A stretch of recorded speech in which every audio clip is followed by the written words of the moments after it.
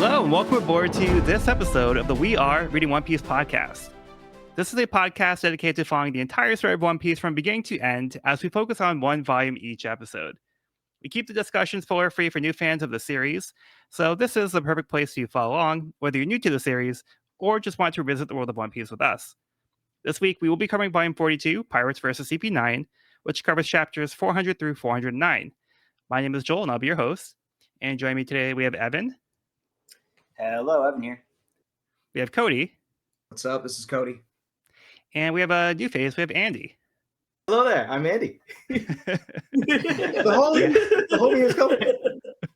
All right. So, Andy, since this is your first time on the podcast, how about you tell us a little bit about yourself and your experience with One Piece? Yeah, sure. First off, thanks so much for having me. Really excited. Love to talk about One Piece. I've been, reading, watching One Piece since it came out, and One Piece is, God, I just stop, Cody. Don't. I'm so excited. Do it. I think One Piece, it has so many relatable moments in terms of kind of teaching great life lessons and wonderful kind of mental journeys, even for any age. And I truly believe that anybody that gives it an honest try will love One Piece. I know people who kind of take a look at it, it looks a little strange, but that's part of the charm. And once you get into it, it's such a wonderful series. So I know I don't know what to say, but I love One Piece. And our cheeks are and you're in town for the card game regional in LA? Yes, yeah. Well, so for this yeah. I'm happy to facilitate that. Yeah. Maybe want some spice. Maybe we'll see. We'll see how I drown. Yeah. So this episode will be airing after the regional. So hopefully we do well. But fingers crossed and good luck. Good luck to you all. You're playing as well. Yes. Yeah. Yeah. So that's very exciting. Yeah. All right. So how about we shift gears to the actual volume, or the story of the manga. Yeah. Let's go to gear 2 here for the recap from last volume. Luffy defeated Blueno and shouted for Robin at the top of the courthouse. Spawn realized the reality of his situation and attempted to move Robin and Franky to the gates of justice immediately. Franky, however, had other plans. He threatened to blow everyone up with a self-destruct feature, but this was a ruse as he expanded his butt, then launched himself and Nico Robin through the wall. He wanted to give Robin the chance to talk to Luffy. The conversation didn't go the way he had hoped when she told Luffy to leave her to die. The rest of the Straw Hats arrived at the top of the courthouse as well. Spawn threatened to use the power of the Buster Call, which caused Robin to reflect on the tragedy of Ohara. She started to become an archaeologist at the young age of 8 from Professor Clover and the scholars of Ohara. Robin's mother, Olvia, had left her daughter behind to pursue research, but things became disastrous when the entire expedition team was wiped out by the Navy, with Olvia being the only survivor. The world government was able to deduce that they were from Ohara, studying forbidden research of the Void Century and the Poneglyphs. Vice Admiral Saul had defected from the Navy, rescuing Olvia once he learned the true nature of the government when they planned to wipe out Ohara. He survived the attack from his former allies, but unfortunately washed up on the very island that was soon to be destroyed. Here he met Robin, and the two became friends. The time was short-lived once Robin revealed to him which island he was on. He warned her about the attack, telling her to run back to her friends to inform them. Olvia had returned to Ohara and tried to warn the scholars as well. It was too late as Navy and CP9 had arrived. CP9 rounded up the scholars, then confirmed the subject of the research was indeed the Void Century. The 5 elders gave the order to kill them and commenced the Buster Call. In the chaos, Robin was able to briefly reunite with her mother, getting the validation and the love she always wished for. Olvia still had work to do to help preserve the history, so she stayed behind, while sending Robin off with Saul.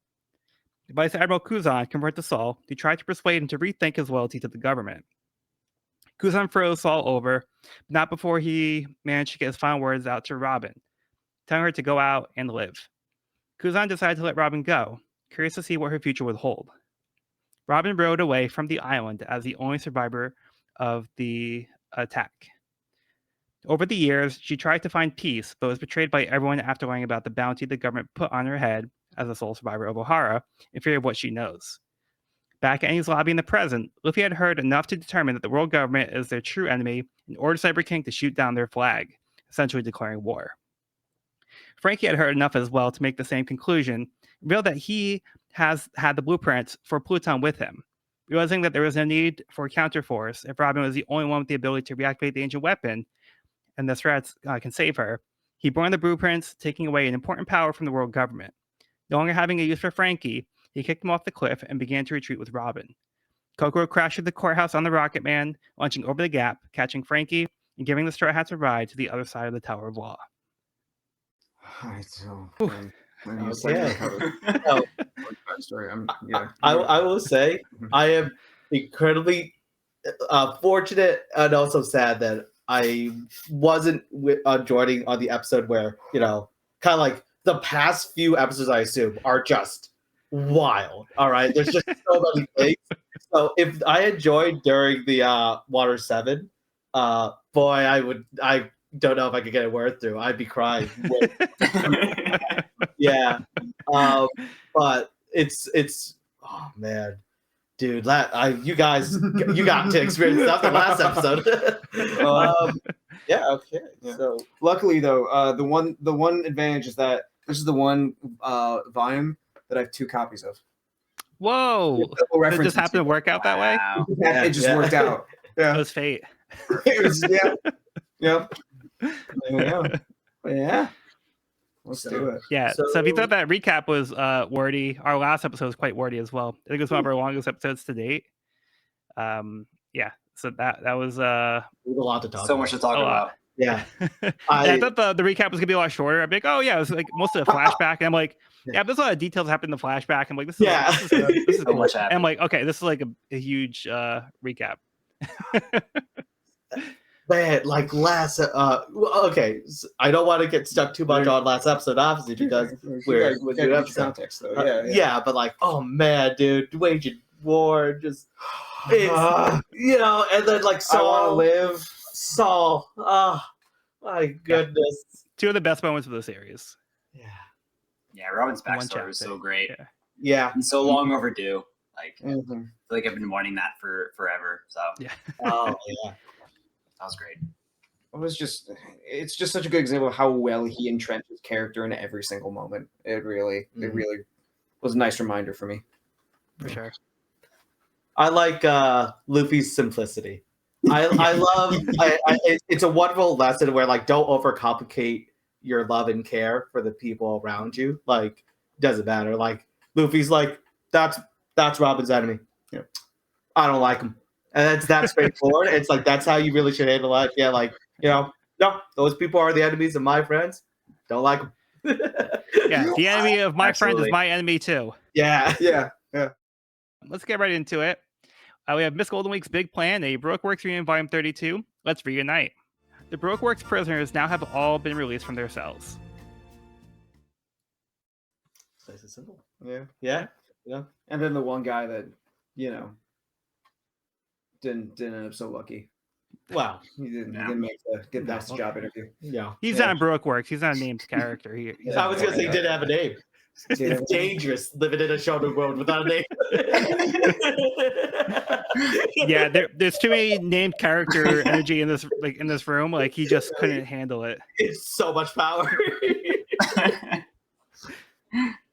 And I didn't notice it, but they changed the name of the cover story to just a Baroque reunion. Yeah. I think as of last volume, I went back and double checked. I just kind of like glossed over it, but they actually did change the name to just a Baroque Works. I'm sorry, a Baroque reunion instead of Baroque Works reunion. I mean, it's like the same thing, so I didn't bother changing it for the summaries. Mhm. But just noting that here, because a lot of times like they'll randomly change the cover story names like partway through. And Yeah. it's not really consistent, which is for me like it kind of bothers me like a little bit, but it's okay. I mean, you know what? Like inconsistencies in One Piece due to just random changes is something we kind of have to live with. It's the same Yeah. going on for so long. You know, there's going to be these slight adjustments they make. Well, like the translators have been changing pretty much every volume. Yeah. Now we have yeah. Jason Thompson on this one. Yeah. Yep. It's pretty bad. Yeah, so This we is had like early on. Megan Bates before. Yeah. Was it Lance Castleman? I believe was previous. Lance So yeah, Make way for the terror of the high seat. Yeah, okay, buddy. All right. Okay. all right. Let's get into the summary for the next chapter, chapter 400, the Key to Freedom. As the Rocket Man flies towards the Tower of Law, Kokoro thinks that Tom would have helped Luffy like this, the same way he was proud to have helped Roger. As the Rocket Man bursts through the wall, Spawn frantically grabs Robin and leaves, ordering CP9 to fight the intruders while Lucci is to come with him for protection. He calls to Funkfried, who transforms into a sword for him to carry. The Franky family rejoices that the big bro was saved and they cheer on the Straw Hats. Franky is confused by Kokoro's here on the Rocket Man, but thanks her for saving him. Everyone was okay from the crash, but they are confronted by Fukuro, who tells them that they're too late as Robin is already being taken to the gates of justice with Lucci. He tells them that the only way to save Robin is to defeat all the members of CP9 and take their keys to unlock the Sea Prism Stone handcuffs on her. Only one of them is the right key. Nami suggests that they go get Robin first, then worry about the keys later, but Fukuro threatens to have the keys thrown into the ocean if they do that. They have no choice but to play along. They send Luffy to handle Lucci, while the others stay behind to take on the rest of CP9. Franky runs to find the kitchen to refuel on cola, but stopped once again by Fukuro. Sniper King finds Jabra sleeping on the job, with his key ready for the taking. Nami's path is blocked by Kumadori, who orders her to halt. Sanji finds a seemingly empty room until Khalifa appears behind him, offering him some tea. Lastly, Zoro finds Kaku sitting alone in a chair, remarks that the pirate's sword is already drawn. All right. All right, how about we start with Andy on this one? Let's get his impressions. Sure. So we're speaking in chapter by chapter. Yeah, is that yeah. correct? All right. I think in shonen, it's always so funny to me when there's this like kind of like monologue that the villain does that explains the whole plot for no reason. It's so dumb, but it's so genius that it's Fukuro who basically goes, "This is the plan we have. We have these keys. We all have one. You'll have to find us each." It's like, yeah, this is actually all canon in universe. Makes sense. I'm not even upset. Yep. Perfect.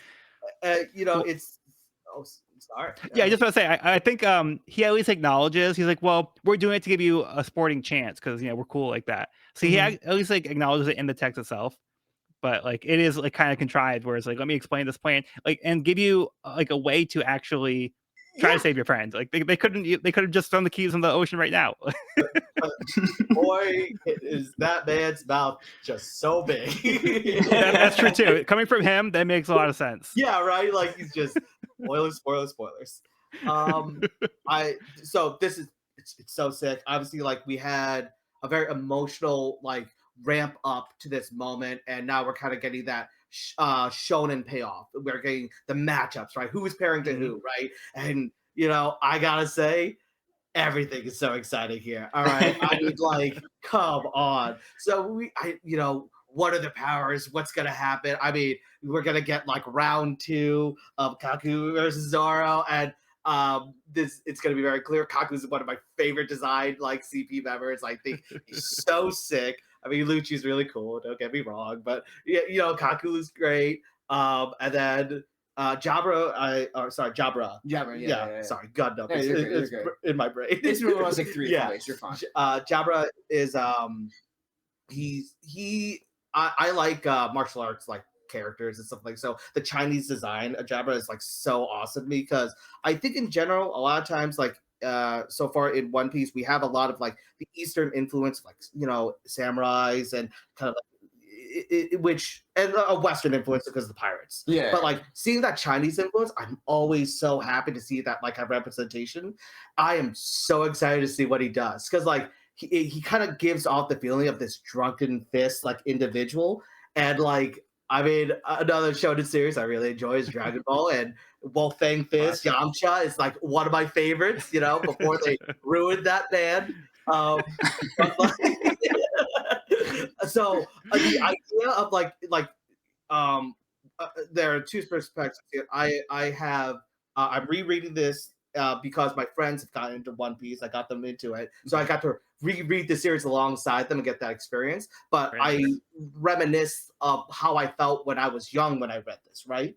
And oh man, like when you tell me, hey, would you want Yamcha to do Drunken Fist, Wolf Fang Fist? Yeah, I would.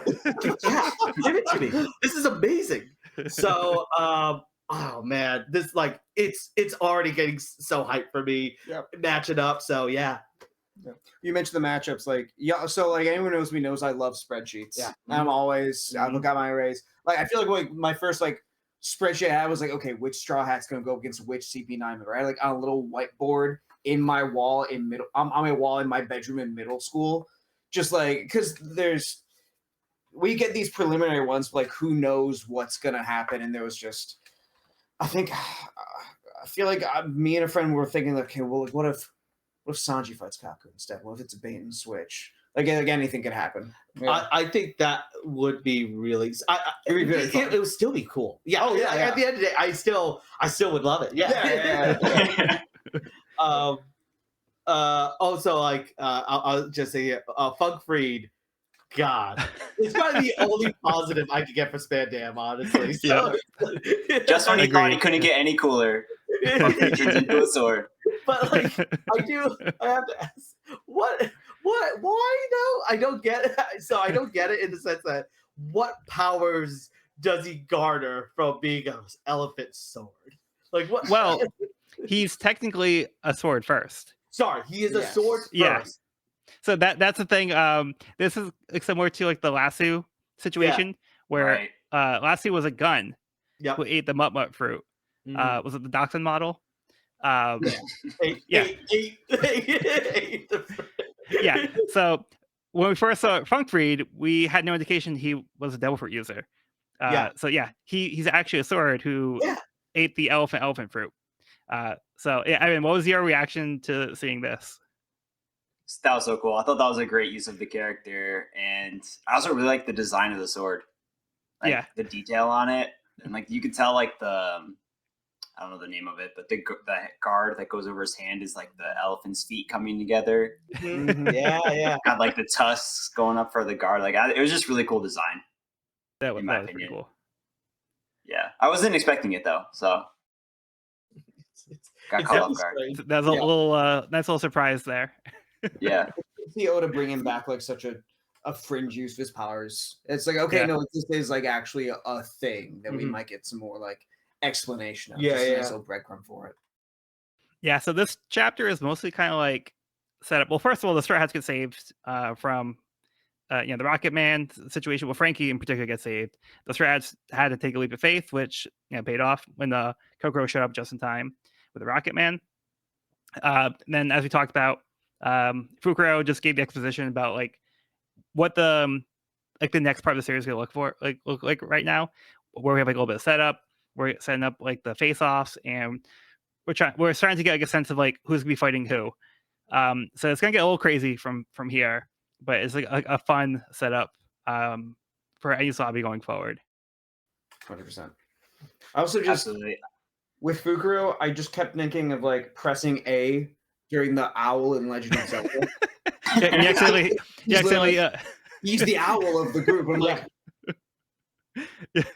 I swear to God, if this was planned, no. Yeah, then you accidentally hit. Do you want to hear this again? And you hit yes because he switches it on you. You knew you get these. Okay, I get it. It makes you skip back to the beginning of the volume, and you got to reread the entire beginning again. Yeah, because sometimes K4 Gabor will say, "Did you understand that?" You have to hit yes, or it's like, "Oh, do you want to hear that again?" No. So you have to like pay attention to what he's actually saying. So he's tricky like that. Press C to have Fukuro gossip about Gatharin, the waitress. Oh yeah, that also reminds me. Yeah, I don't know why I completely. I think I got confused and thought they're talking about Blue Note getting dumped by Gatharin, but it was Jabra. Got dumped by Gatharin. I think because Blue Note responded immediately, but like he wasn't saying directly to that comment, like he was saying something different, and Job was like, "Oh, how's everybody know about that already?" So Job was kind of freaking out. So I don't know why I thought it was Blue Note at first, but it was actually Jabra, which makes it even funnier. Because Blue Note's a little bit more stoic, Jabra was a little bit more animated, you know. Yeah. Yeah. I also just love the different the architecture and the design of these different rooms they each find themselves in. Yeah. Kaku's is so geometric, Jabbra's is wild, Yeah. and Khalifa's is just so beautiful. And then we've got It's like the Jabra is actually like a Chinese like Zen garden. Is the idea? Makes sense. It's cool. Yeah. Yeah. I think like stage is really important, right? Like for any like shonen moment, like the like Enos lobby as a thing is like, this is pretty cool. It's literally a battle tower. yes, Right. Like yes. it's just a battle tower, which again I'm all for. Let's do this. Yeah, it's like Super Smash Brothers. You have to try not to get knocked off the stage over here. Yeah. Literally, yeah. Yeah, Franky's off to a bad start where he got pushed off, but luckily he had some recovery jumps left. So yeah, he's like tier like 0.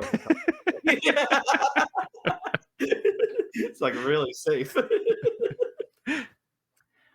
right, do you guys have anything else you want to talk about with this chapter? I'm super excited for this Kaku Zoro rematch. Yeah, that's right. Andy, I too, when was introduced to CP9, the group asked me like, "Oh, who's your favorite CP9 character?" And I too was a big Kaku fan. Yeah. Like you said, character design, just big fan. I just like the way that he held himself. And Zoro, also one of my favorite characters. So to see those two face off was pretty exciting. And now it's gonna be cool to see them rematch. And Kaku has since eaten a devil fruit. So Yeah. Who knows what that looks like? Yeah. Oh, also one more thing I really love in the very beginning, when Kokoro kind of has that realization that she's like, "Oh, I'm helping this crazy pirate Luffy, just like Tom helped Roger." I thought that was like a really beautiful parallel that resonated. I thought that was cool. Yeah, agreed. And that she makes a comment that like Luffy kind of has like the same kind of like spirit, which we've been kind of getting people who have made like comments like that in the past as well. So like Kokoro is kind of making that connection here, and yeah, she thinks that like there's something about Luffy that like makes you want to help him. Yeah. So she's here, at her own expense really, but yeah, good thing she was here to save the day. I do love those moments. So like One Piece, it happens quite a few times, and I love it with the old guard passing on and like paying the homage and like kind of taking a look back of like, man, you remind me of somebody, a smiling pirate, a smiling pirate. Why are you so familiar? And it's always so wonderful. And it's one of the greatest tools that Oda uses for sure, because I'm obviously it's not spoilers, but that effect, it only gets better. Like it ages like fine wine is what I would basically say. Yeah. Going back to those early chapters, like the first time we got like with Crocus and everything. Yep. It's so hard. Yeah. All right. How about we get Cody's summary for the next chapter? Chapter 401, Pirates versus CP9. Luffy arrives at the now vacated meeting room in the Tower of Law and decides to head toward the Gates of Justice after Lucci. Zoro finds himself in Kaku's room and challenges him for his key. Kaku fights him not with just 2 swords, but his Tempest legs as well, as a practitioner of the 4-sword style. The two seem evenly matched as Zoro meets Kaku's Tempest leg attacks with his own flying slashes, and Kaku decides to show Zoro his new power. Usopp finds Jabra sleeping and tries to sneak up on him to steal his key, but wakes Jabra up himself while reacting to a rooster nearby not clucking but chirping. Jabra attacks Usopp and transforms using his devil fruit, the Mut fruit, Wolf Mott. Usopp is nearly defenseless in close quarters, and just as Jabra readies a blow, the ceiling above them collapses, and down come Zoro and Kaku, who has used his fruit to take the form of a giraffe. A giraffe? A giraffe? Oh man. Okay, so I think we have to get Evan's reactions on this one. Yeah, I didn't know what to expect, but I was not expecting this.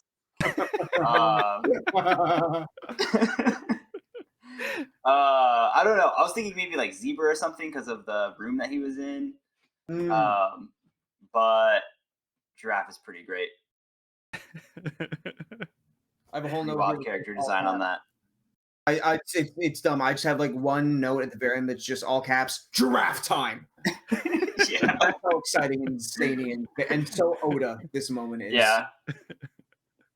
I was shocked, but I'm like, I'm sure Kaku can make this cool somehow. Hey, Kaku just wants to be a Toys R Us kid. Yeah. I will make a note, not particularly about the chapter, but like I was wondering what name you would use for Usopp. So I've been doing Sniper King a lot lately, just solely because other characters have referred to him as Sniper King. Yeah. I mean, to me, Usopp's nowhere to be seen right now. Yeah. He's got a theme song. They actually did reveal Sniper King's identity 2 volumes ago. Yeah. But a lot of times they are also referring to him as Sniper King. So I've actually been referring to him as Sniper King as well. That's what Oda wants.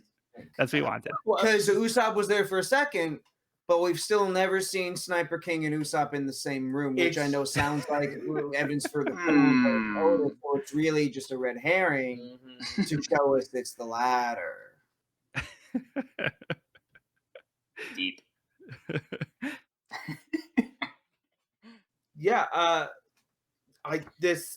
Okay, it has my peak moment for this chapter in particular. Obviously, like Kaku fan, when he goes, it's not 2, it's 4 swords.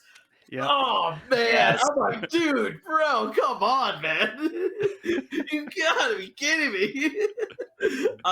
Yeah, dude, that's so sick. And Zoro takes the challenge. He's like, good. Yeah. Go ahead. Let's do it. I'm like, this is so sick. That makes sense to me. Yeah. These really are like some of my favorite action shots in a single fight, and like a stretch of action shots in a fight. Yeah. Particularly the one where they like just first clashing. I think just the line work is so good as far as like the direction for the reader's eye and just the fury on Zoro's face does so much. A lot of really good direction in here. When we see like the bottom of Zoro's soul and like the paths of the swords just fit perfectly with the next panel. I think Oda does a really, really good job handling here. Yeah, agreed. Yeah. The action sequence for this one is I think rightfully so, like probably some of the best we've seen for a bit. Like it's so good. And like I think it's really important to always make sure like the action is like very like clear. Like there's like you want to have like the cool sequence, the action lines, but their clarity in what is occurring is like always really important, right? You can't just throw a bunch of special effects out there, throw a bunch of like action lines and just like you don't know what's going on. I mean, I think one of my biggest problem with like shonen that I've read lately, like, and so I think to a degree it's intentional, like stuff like Jujutsu Kaisen, My Hero Academia, where they try and use the speed of it to increase the stakes. It can get a little muddy sometimes, and sometimes I agree. It's the author's intention, but to me, it does kind of take me out of the experience of it. But so when you have a fighter like Kaku, who's using Soru, who's then using Rankaku, and these panels are so busy, and you have to demonstrate how quickly he's moving. It's still so incredibly clear here. Like that it's a really good point. Like the speed is a huge factor for all this. Well, okay, not all. Now that I think about it, we always have to include Spandam in the CP grouping, but the majority of the CP members, speed is a very huge factor, and making sure that that's all really clear. It's important. And man, this is some really good action, man. I don't know. Just that same page that I with the one opening shot of the fight where you just see Kaku like he's looking 1 second, phases out, and then you get that big panel right there. The sequence is just so well demonstrated. Yeah, and you get like a real sense of like how acrobatic Kaku is here as well. You can see him like flipping around, like he's like sliding on the ground. He's like almost like breakdancing. You can see like this like panel like after Zoro goes by him, like Kaku's still like on one hand with the sword in his hand as well. But yeah, it's very dynamic, and like this is where I feel like the sword fights really shine. Is obviously like the Zoro fights, but like it's funny that he still ends up fighting a swordsman here because up to this point, it seems kind of surprising that Kaku is actually a swordsman because we hadn't seen him use any swords before. Yeah, and we just see him use like some of the tools, but they weren't necessarily like swords. Like there were blades on there, but now we actually see him like using actual swords, and as we mentioned before, he calls it four sword style when he uses his feet because he can kick like blades and he causes like the slashing. So I think it's a really interesting and fun concept that he has for a fighting style. Mm-hmm. Could not agree more. Such a cool fight sequence. And like now that I'm looking at it and we're talking about it, it's like I think the angles on which some of these shots are drawn. Like there's like a low angle shot following the sword, like this bird's eye view shot of like Kaku jumping up over Zoro, and then like a cool wide shot at the end of Zoro kind of facing off against Kaku with the pointing the sword. Like there's just so many dynamic and cool scenes, and like you said, super easy to follow. I know that the floor in Kaku's room is not too long for this world, but like the shots where you have like lines or them going across it, it really does add to like the kind of fight this is. For sure. Yeah, and I like there's also like you can see where Kaku looks like he even has a smile on his face, where like Zoro's saying 72 and then Kaku says Tempest Kick. So like it looks like they're enjoying themselves, like they're having like a good fight against an opponent they can respect. Mm-hmm. So I just like that they have that kind of attitude when it comes to the fighting here. And then Giraffe.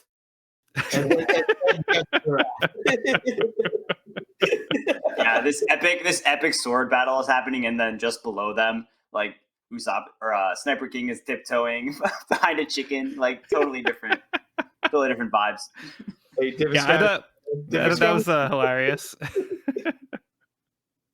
So funny. And Usopp's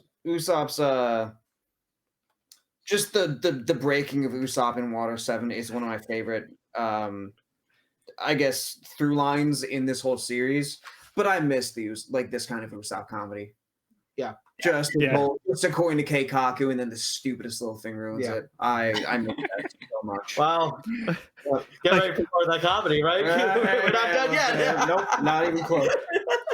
So, why is there a rooster in this room?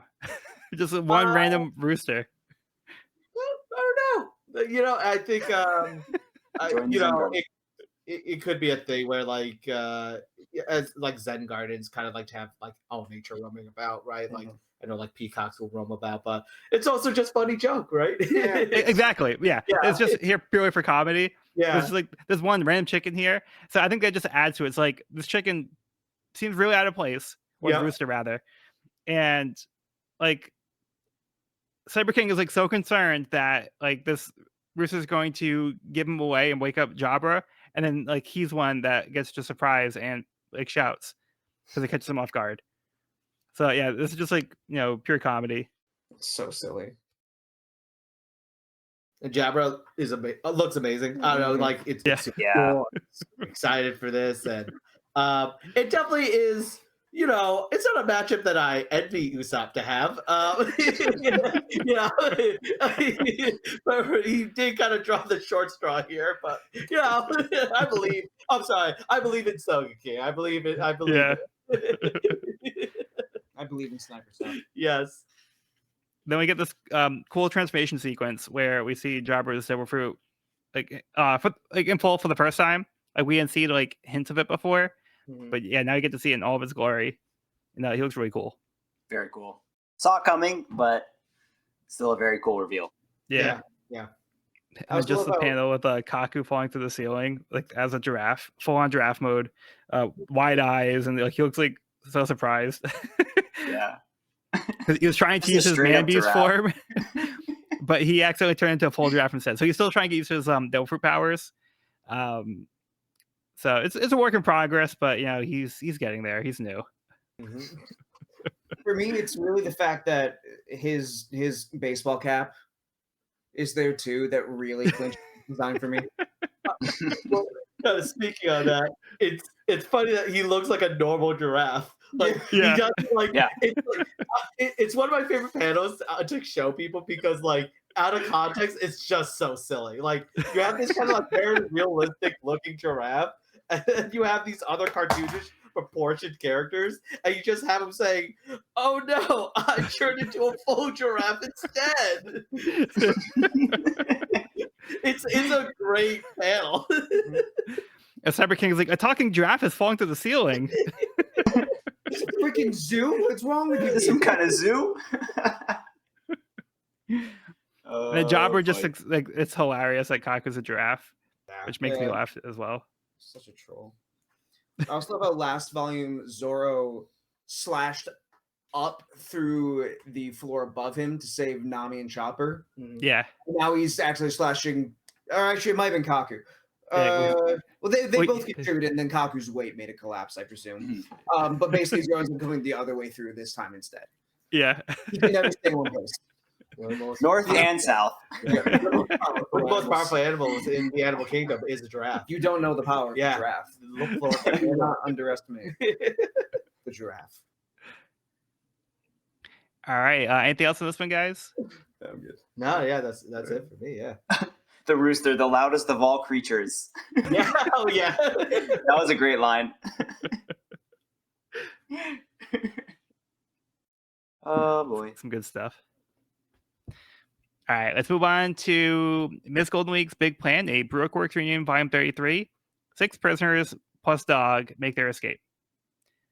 The Baroque Works prisoners use lasso to blow a hole in the prison for their escape, though 2 decide to stay behind. Which 2? Yeah. There's always the question. Yeah, so this chapter title is a little confusing at first. Like, you can see like the explosion in the prison. So, when they say dog, we can presume that's lasso. Yeah.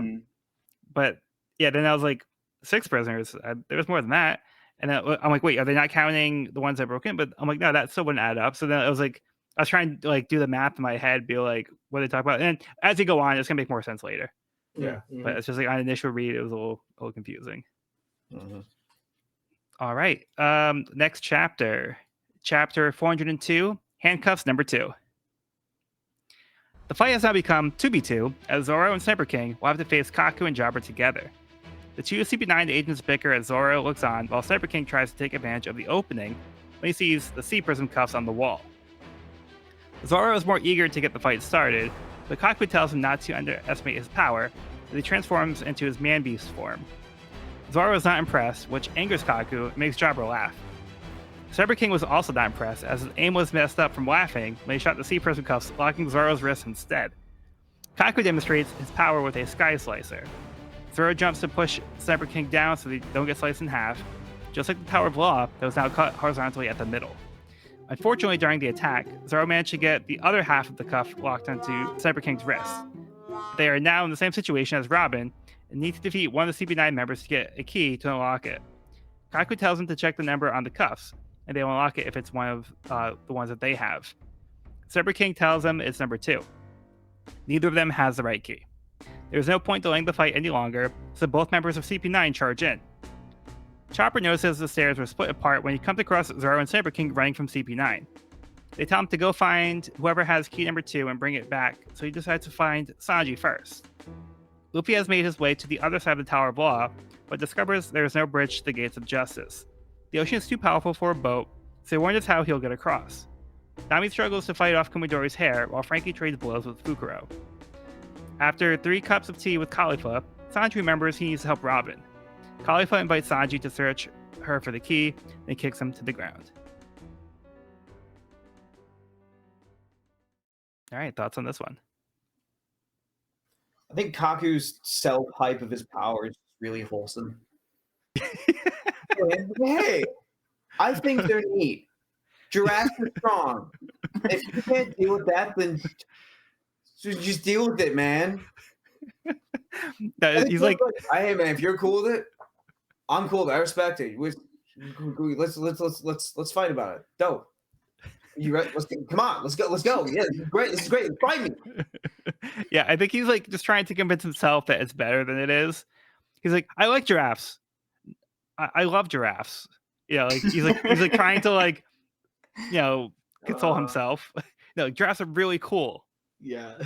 Maybe I'm projecting of like me in fourth grade, be like, no, you read it backwards, but this One Piece manga is really cool. Really cool, I swear, guys.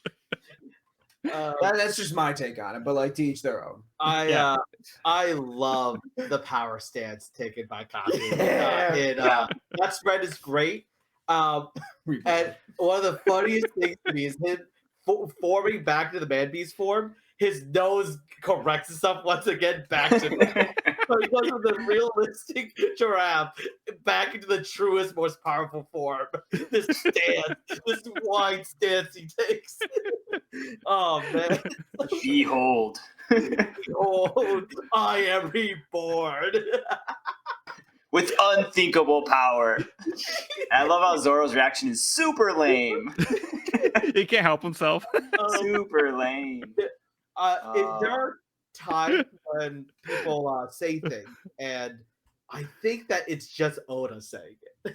Like, yeah, sometimes it's just so in this moment. Like when I'm reading it, like sometimes it's so like kind of weirdly out of place for the character that it's just like that's Oda speaking through the character. That like Oda's projecting, yeah.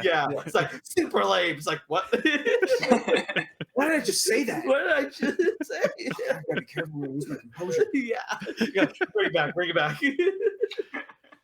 But I also love how it's like it's a gag, but then it like works for Kaku's favor. Like like tackling and that's like why Oda's comedy works so well. Yeah. Because it's tied back into the circumstance. Absolutely. Yeah. So it kind of made a boo-boo. Yeah. We can't win them all. It was a smart idea. Well, yeah, maybe better executed in another way. Yeah. I love the turn that this took because I was like, oh my god, how are they gonna fight these two like super beast humans? And then the sea prism cuffs. I'm like, oh, brilliant. And then next thing you know, Zoro and Sniper King are linked at the wrist. I thought that was a hilarious turn, and their reactions, that reaction shot, like there's a realization moment, and then their reaction, and it's just absolutely hilarious. Sniper King's tongue flapping out of his face, so good. I like the panel before that as well. Zoro's like trying to like remain this like kind of like intimidating aura of composure. I'm like, you think that's gonna scare? Oh, the jaws just drop. Yeah. Yep. I don't know why, but I get real big like father and son vibe out of this. Where like and so it's like son that they're holding hands. So yeah, it's really funny. Like Kaku just slicing the entirety of the tower. I mean, again, giraffes are the strongest animal in the animal kingdom. I'll show you guys. Again, unbalanced. Yeah. I also love at that moment how while Usopp and Zoro are linked, Kaku and Jabra like they go out of beast form to like look at their keys and be like, these idiots, like, do they have the key to free these guys? Like, nah. So then they just go right back into their like animal form and start attacking. Yeah. What are you gonna do? Like, yeah. What are you gonna do? They tried. Again, they try to give them a sporting chance, so they're actually being a little cool in a way. Yeah. They're just that down with the smoke. They're just like, no, we want our fights. Yeah. Okay, we'll press pause. We'll just like you have. Okay, fine. I guess I'll share everything. But they're obviously not concerned. They don't think there's any chance that they're going to lose anyway. Yeah, even if Usopp did get the cuffs on them, like they're still really powerful without the fruit. So they just would just not have that like tool in their belt. But I mean, realistically, like Jabra and Kaku are also going to be formidable fighters regardless. So I also think it's. So once again, earlier on we stated like kind of the setting, the stage itself is kind of like an important part of these kind of like shonen matchups. I love that we've now added this dynamic element to the stage, which is the building itself is slowly sliding apart, and like so. Especially like we see like Chopper kind of like meet up with them and see them. We can already see the effects of the building sliding slowly, and we kind of like get to watch it play out. So like I'm super excited to see like how they utilize that element in like anything at this point because it's so sick. Yeah. Yeah, because it goes beyond just this room. That affects the entire building. Yeah. Yeah. And then we also get a little bit of Kumadori's powers in action. Yep. Unfortunately, Nami is on the receiving end. Another cool jacket getting screwed up. This time it wasn't Luffy. Yeah. Can't blame Luffy on this one. No. I mean, Polly's also no good jacket can survive in this arc. It's messed up. A little bit. Yeah. We get a little bit of like kind of like the first beat of each of these kind of fights. So we Nami against Kumadori, Franky and Fukuro, and then Sanji versus Khalifa. Yeah. Yep. Yeah. Yeah, if you could call it that. Yeah. Well, it's a little you've already had one-sided. 3 cups. Sanji versus Nami. That was hilarious. Yeah, she's been a little. She's playing with them a little bit here. She's kind of playing with her food. You've had 3 cups. Processing power of this is like you bewitched me. How dare you? It's like you had to have 3 cups of tea. He would have had the worm going down. Yeah. Sanji, come on, man. I love Sanji, by the way. I'm a big fan of him. He's one of my favorite like kind of East Blue like kind of stories. But yeah, this is a fight. Fight. There's a moment in his arc. Yeah. It's a specific brand of comedy, I guess, if you want to call it that. Yeah. We'll get there. We'll get there. Yeah. I mean, I think like this part specifically is like the main. It's starting to feel a little flanderized. Yeah, and that's just my only gripe with it. This, like the setup itself, I'm like, okay, it's just I don't know. I miss here, let me make you every single dish we have in the restaurant and give you 4 line. Yep. None for you schmucks. Yeah. Anything else you need? I do miss that part of Sanji's comedy a lot. Yeah. It's a little bit more suave in that way. Yeah. A little more hopeless romantic rather than Hopeless romantic. Yeah.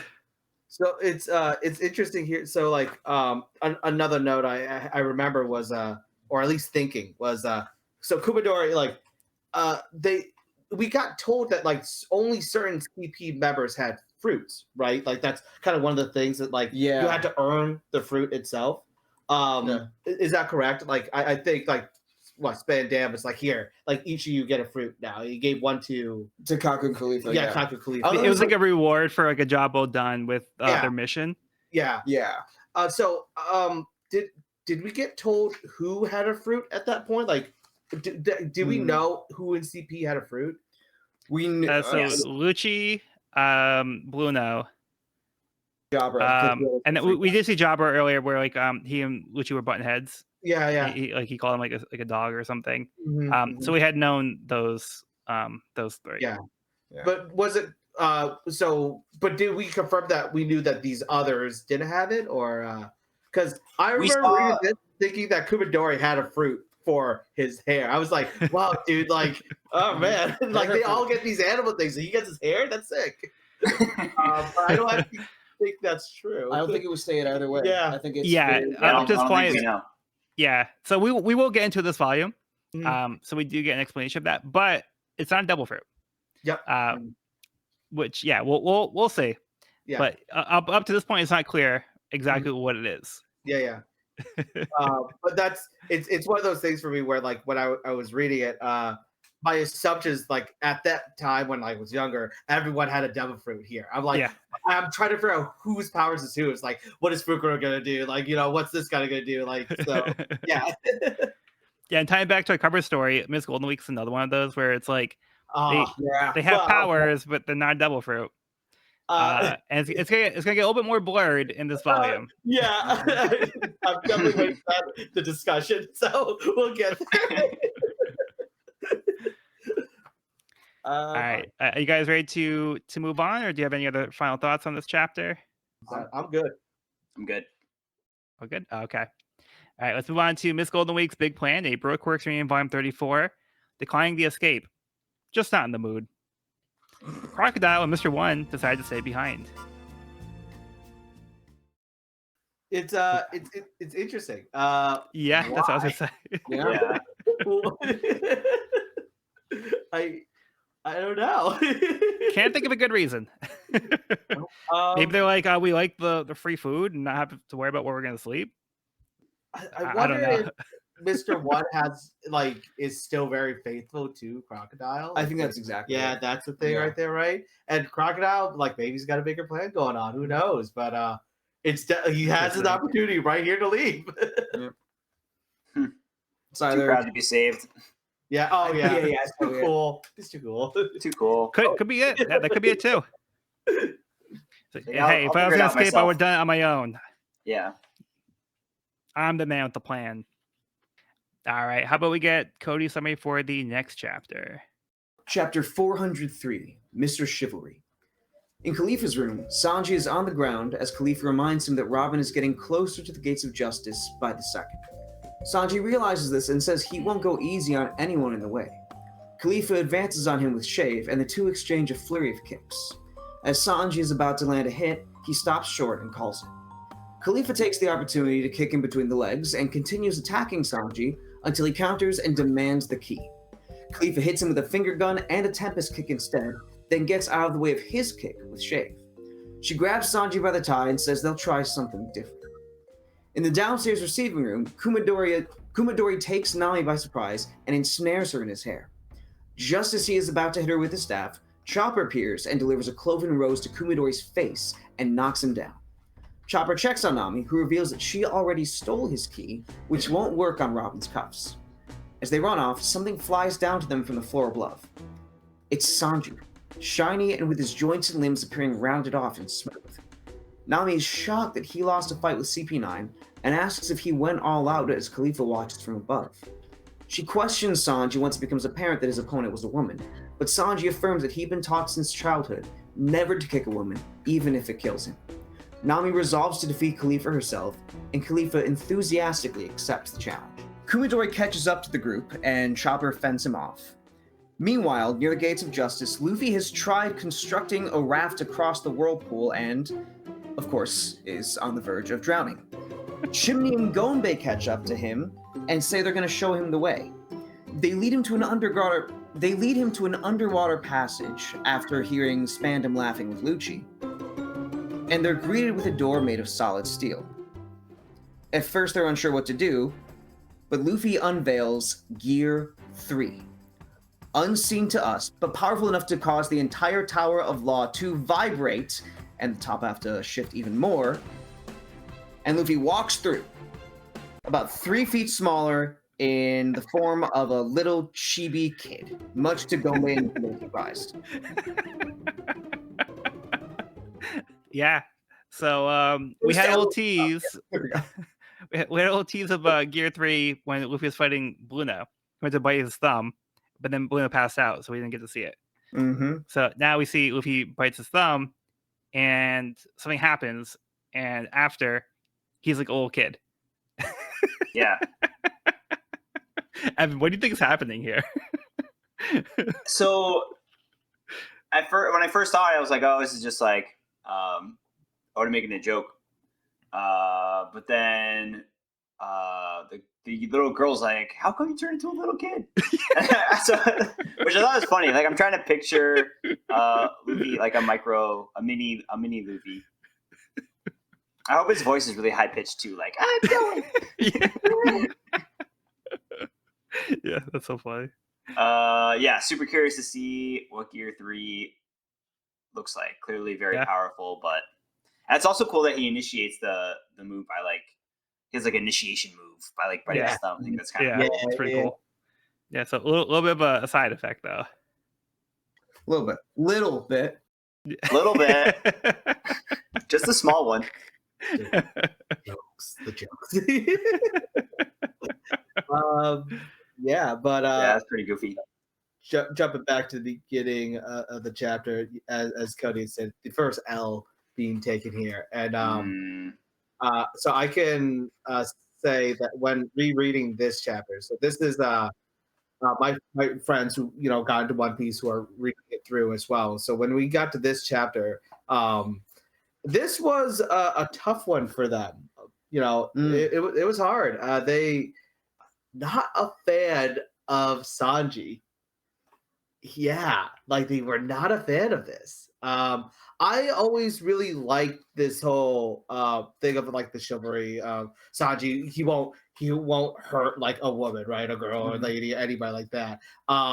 Yes, it is like a little annoying that he's willing to die from it, but like I always just thought like, well, isn't this like a charm? Like, isn't this like, yeah, he did like, he has these standards. Like, it's no different than like I won't use my hands to like hurt anyone. I use it for cooking. That's the thing. And these feet, they're mine. Like I've been taught by my teacher, my master, like they are to be used a certain way. These are the rules I've been taught. But for my friends who read it, they found it very annoying and frustrating that he would just take the L. So it's an interesting perspective on it, and I don't think they hate him, but they just found it kind of frustrating. This is I'm sure your friends have some more. Oh God, how do I say this? I'm sure they have some better thought out reasoning than a lot of people in the One Piece fan community.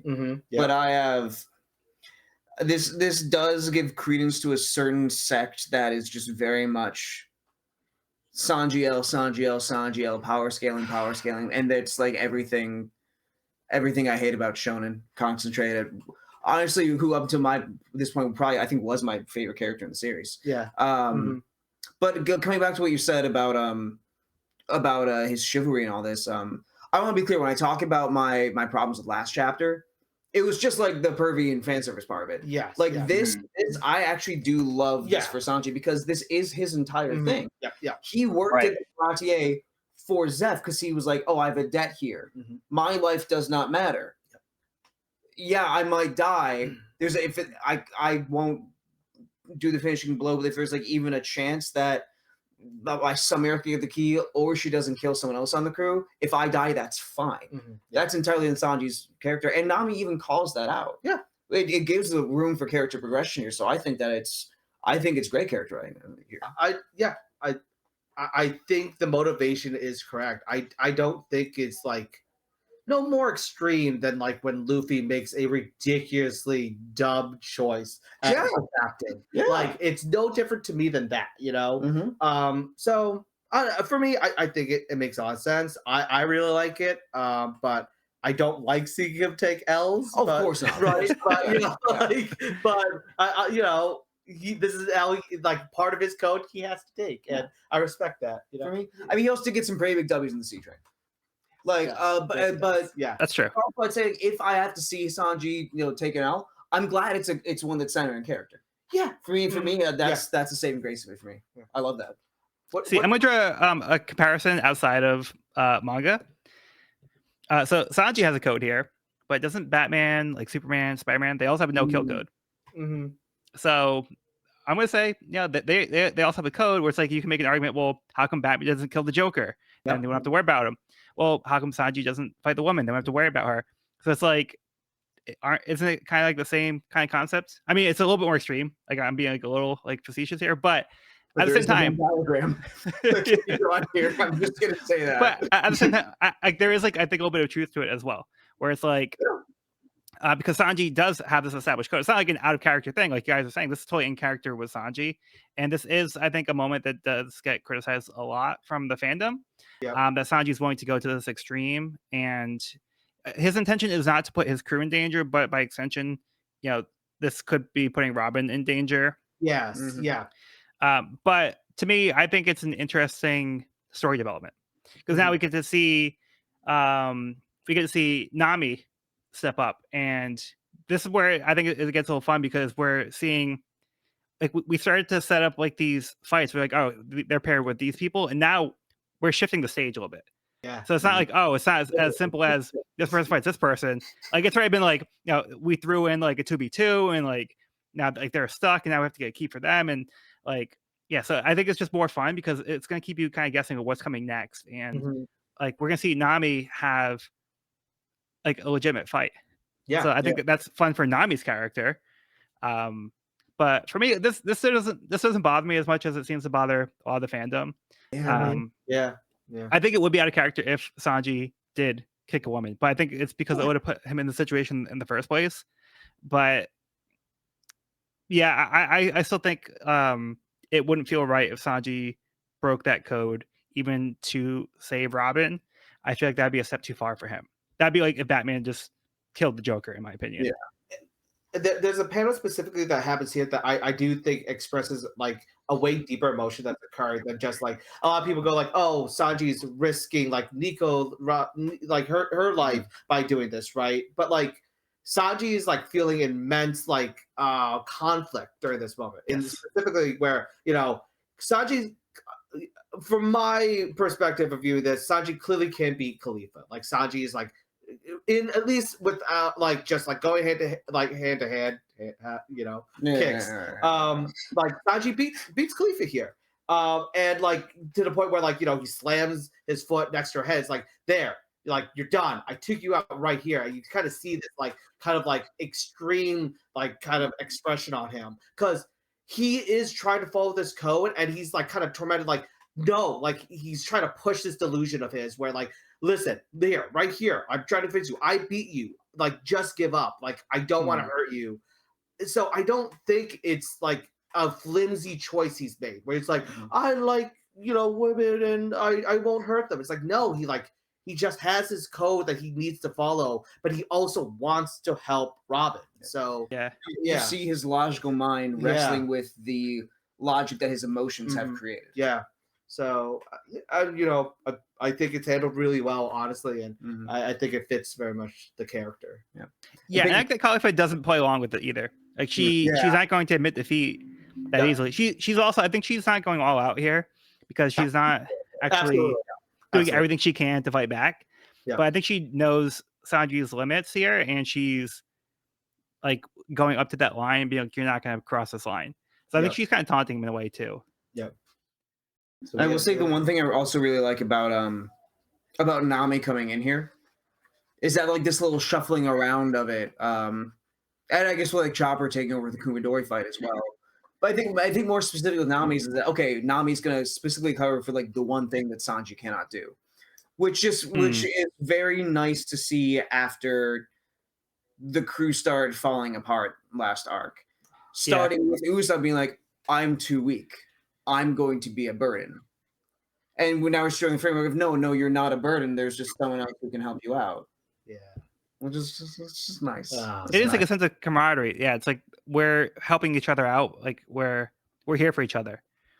So yeah, I think that's really touching. Like you said, that's a great point where the condition that the crew is in, like they're still acting as a crew. Like the crew is not completely in shambles. Like we talked like how things are falling apart, but there is still a core of this crew that is operating and they're keeping things together. Chopper stepping up too. Yeah. Yep, Chopper here too. It's nice seeing Chopper being like pretty fearless. I feel like we haven't often seen this side of Chopper, so that was rewarding to see Chopper land some blows here.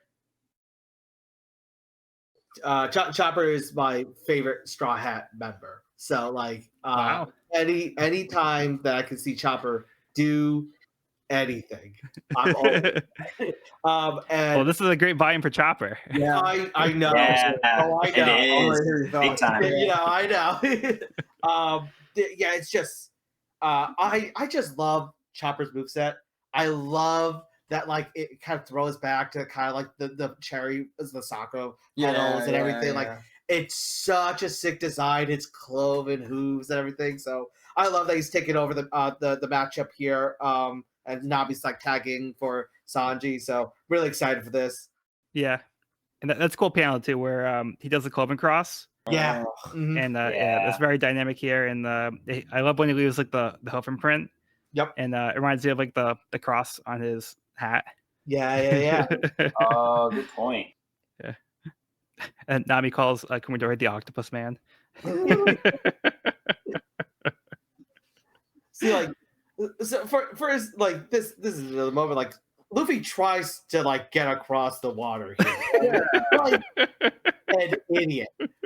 Like, he can't do it, you know? But he still tries, and, like, that's who he is, right? Like, again, the simplicity of Luffy is one of the most wonderful things about this character, which is, I'm gonna go at it, like, straightforward, and I don't care, like, what it takes. I'm gonna just help my friend. You know, yeah, it ends up poorly for him here, but he still tries. Yeah. I mean, he did survive the first time he got sucked up into a whirlpool. I know, like, Yes, you know. I just think that maybe that's not the track record we should refer to. But, like, my power makes it so I die in the water. Let's keep trying this. It's Luffy. Yeah, I know. It's That's, Luffy, that's what I'm it's saying. Luffy. Yeah, that's what I'm saying. Yeah. Anybody else is like, but Luffy makes sense. Yep. See, I want to know, why was there a boat over here? Because nobody in the world government would know to, like, they wouldn't think to have a boat here because they know you can't paddle across here. So I don't know how Luffy managed to get a boat in this area. Yeah. Mm-hmm. True. And yeah, we talked about this at the beginning with the kind of Gear 3 and what it could be. So pretty excited about that. Yeah. I also love how That's Span doesn't even have a little name thing. anymore. He's just the guy with Lucci. Oh, no. That's a point. That's Yeah. a point. That's a point Yeah. for me. All right. The anti-guy with Lucci train is a rolling still.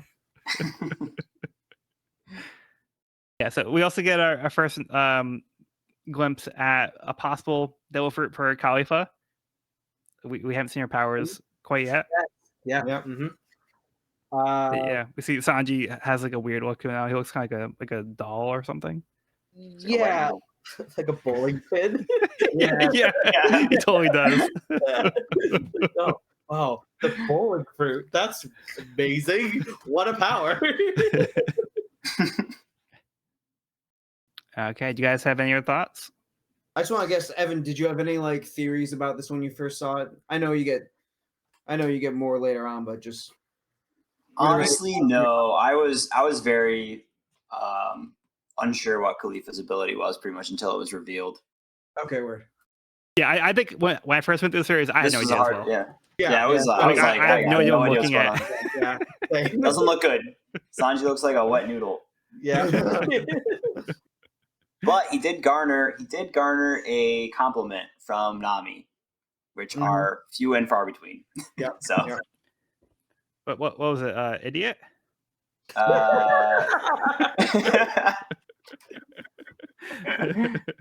If Nami called him an idiot in a loving way, he would interpret it as marry me. I'm just Yes.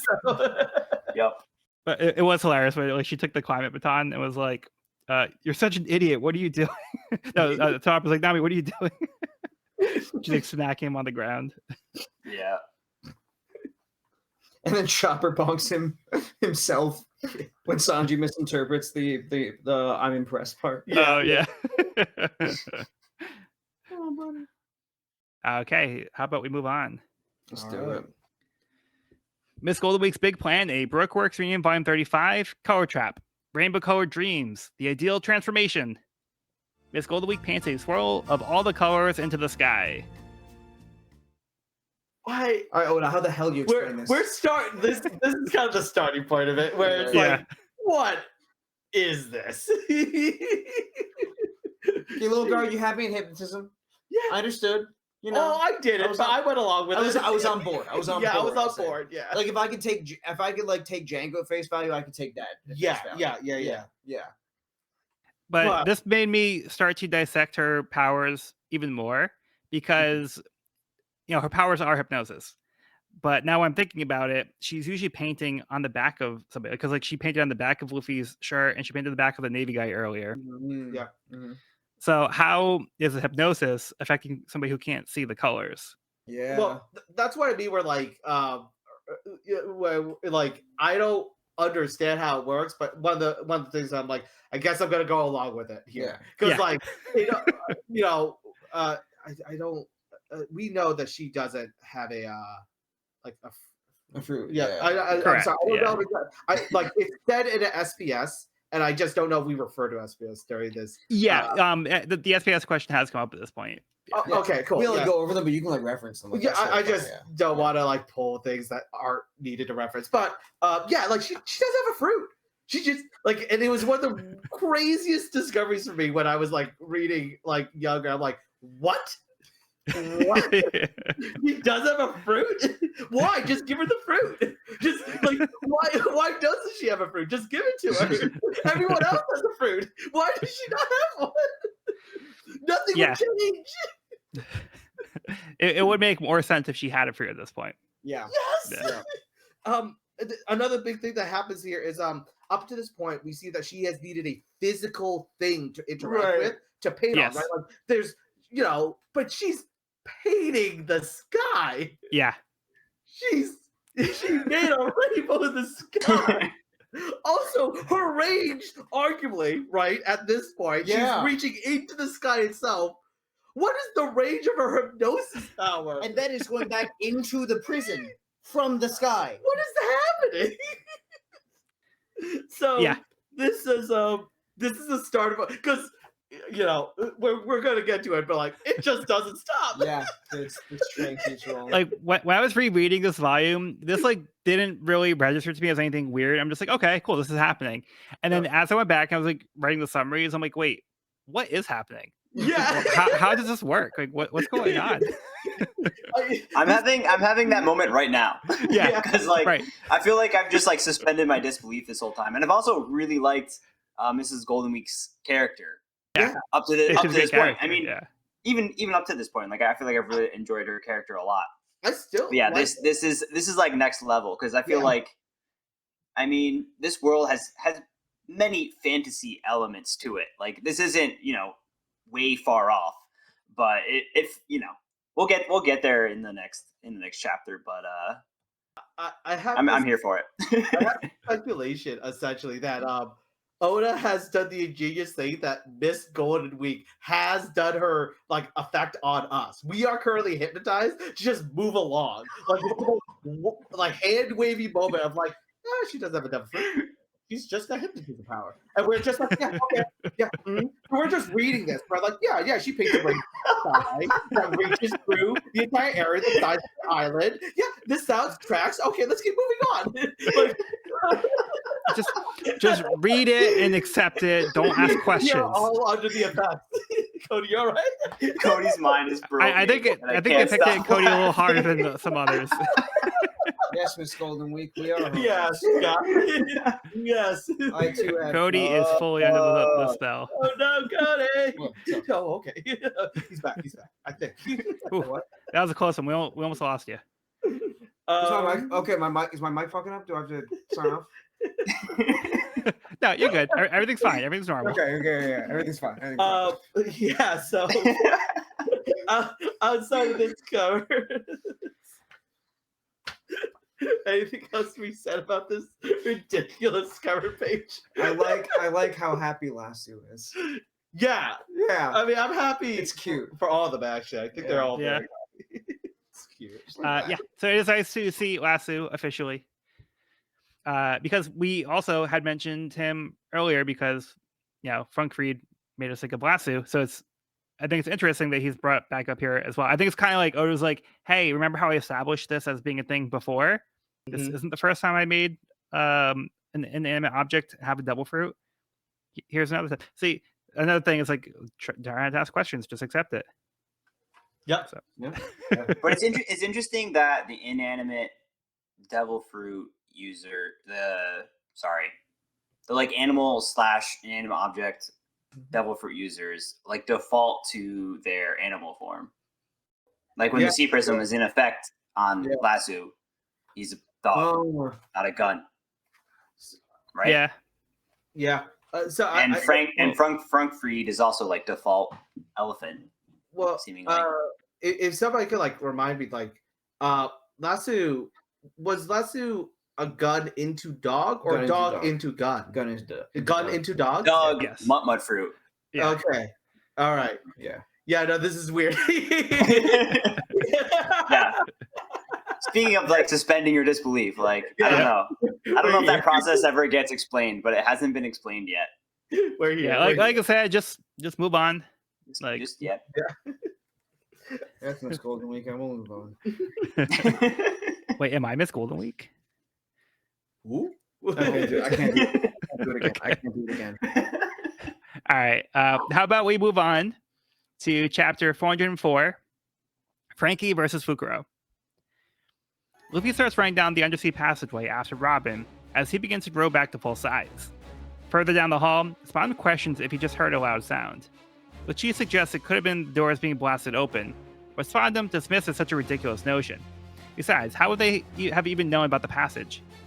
Luchi tells Spondum that a little girl and her pet was following them earlier, but he didn't do anything about them because he wasn't ordered to. Spondum talks down to Luchi for not making that decision for himself. Franky and Fukuro continue to trade blows, each trying to compete for how tough they are for withstanding their opponent's attacks while belittling each other. As Franky's hair begins to slump, he notices that they are now near a large fridge. Chopper and Kumadori's fight has now moved into the kitchen area as well, but Chopper's rumble ball has worn out. He decides to lock Kumadori in the fridge to take him out of the fight. Franky tells Chopper he needs to get him 3 bottles of cola from the fridge so he can power up to defeat these guys. Chopper throws various non-cola beverages to Franky, which cause him to take on weird traits, but none have the same power-boosting effect as when he eventually gets him the cola. Franky is now feeling super and is back at full strength, landing a punch on Fukuro that sends him flying. Super! As lightning rains from the sky. That was pretty epic. That was pretty epic, for sure. Put up your dukes has never sounded this badass. It's always like Hanko was also kind of like Schmaltz, like, nah, put up your dukes. Was like, no, this is good. This is all business. I'm here for it. Yeah. So we see Luffy grow back to normal size, seemingly after not too much time. We don't really know how much time has elapsed. Yeah, it's true. Yeah, it's not really specified. Yeah. We just kind of see him running. Yeah. Yeah. I thought it was a cool way of showing it, though. Like, super simple, but effective. Mm-hmm. Yep. Sure. I also love the fact that Luffy's legs are like disappear. His feet are disappearing with the speed lines to show like how fast he's going to try and get to him. Yeah, so I like how Spondum is like, he's like in denial that like somebody could be down here, and then Luci's like, actually, it's very possible, and he's like, what? Like, what are you talking about? Like, why didn't you do anything? Like, how'd you get me in this situation? Like, you're supposed to be protecting me. Yeah. So yeah, I like this whole exchange here with Spondum and Luchi. Yeah. I like how the CPs kind of like don't care about Spondum. I mean, like they know what's up, and like he's gonna go around, he's gonna act a fool, and they don't care because like they are the ultimate objective is what they're gonna complete, and like it's very strict to the kind of law and order they're trying to instill. Yeah. For me, this is another piece of ammunition in my Lucci agenda, because I think I enjoy Lucci as an antagonist a lot more than I think the average One Piece fan does. I don't know what your thoughts on Lucci are personally. I gotta be careful because of like. No, yeah. I'm just talking about what we've seen, not the rest of the arc or anything like that. I think this is one of the it's one of the best arcs for sure, is what I'll say. And I think Lucci is an awesome villain. Cause like he's powerful in multiple ways. Is like I guess is what I look at it. He's very smart, it always feels like whenever he does anything, he's always in control. And so like those kind of characters you always gotta be careful about. Yeah. And to me, like just the way he words the whole "you didn't give me the order," it's like, no pun intended, but it's catty as hell. Yeah. It's also like, okay, there's the fact like I get to poke fun at Spandam too, but it's Lucci's whole thing is like this. He's just this sadistic bastard. Yeah. But he hides it under the veneer of the law. Like, no, I'm just following the rules, but also I get to screw with Spandam, and I get another chance to beat the crap out of Straw Hat and show him how much stronger I am, even after he beat Blue Note. Yeah, it's Law of the Jungle all over again, and it's just it all feeds into that. And that's a great point because license to kill. License to kill. Yeah, baby. That's all it is.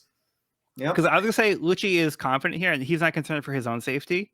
But I think you made a great point there, where it's like he wants to fight Luffy. Yeah. So he is purposely like getting into the situation because he wants to be there. Like I said, he's like in that control.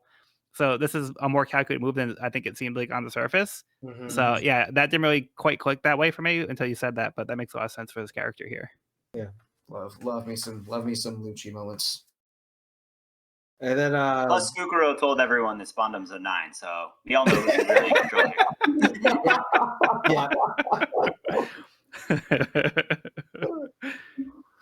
yeah. Franky versus Fukuro. I wish I could grow sideburns like that.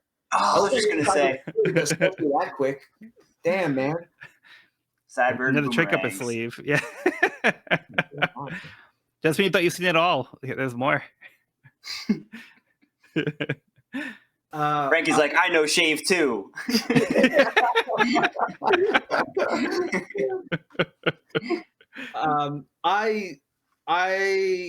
Franky is a character that I really enjoy. So this again, like growing up reading this, my favorite characters in like manga are generally like the melee character. You know, I know that's like times have changed a bit, but like I even like the way that Oda refers to like that kind of like spirit. It's like it's not a gender thing. It's just like this kind of spirit of like of it all.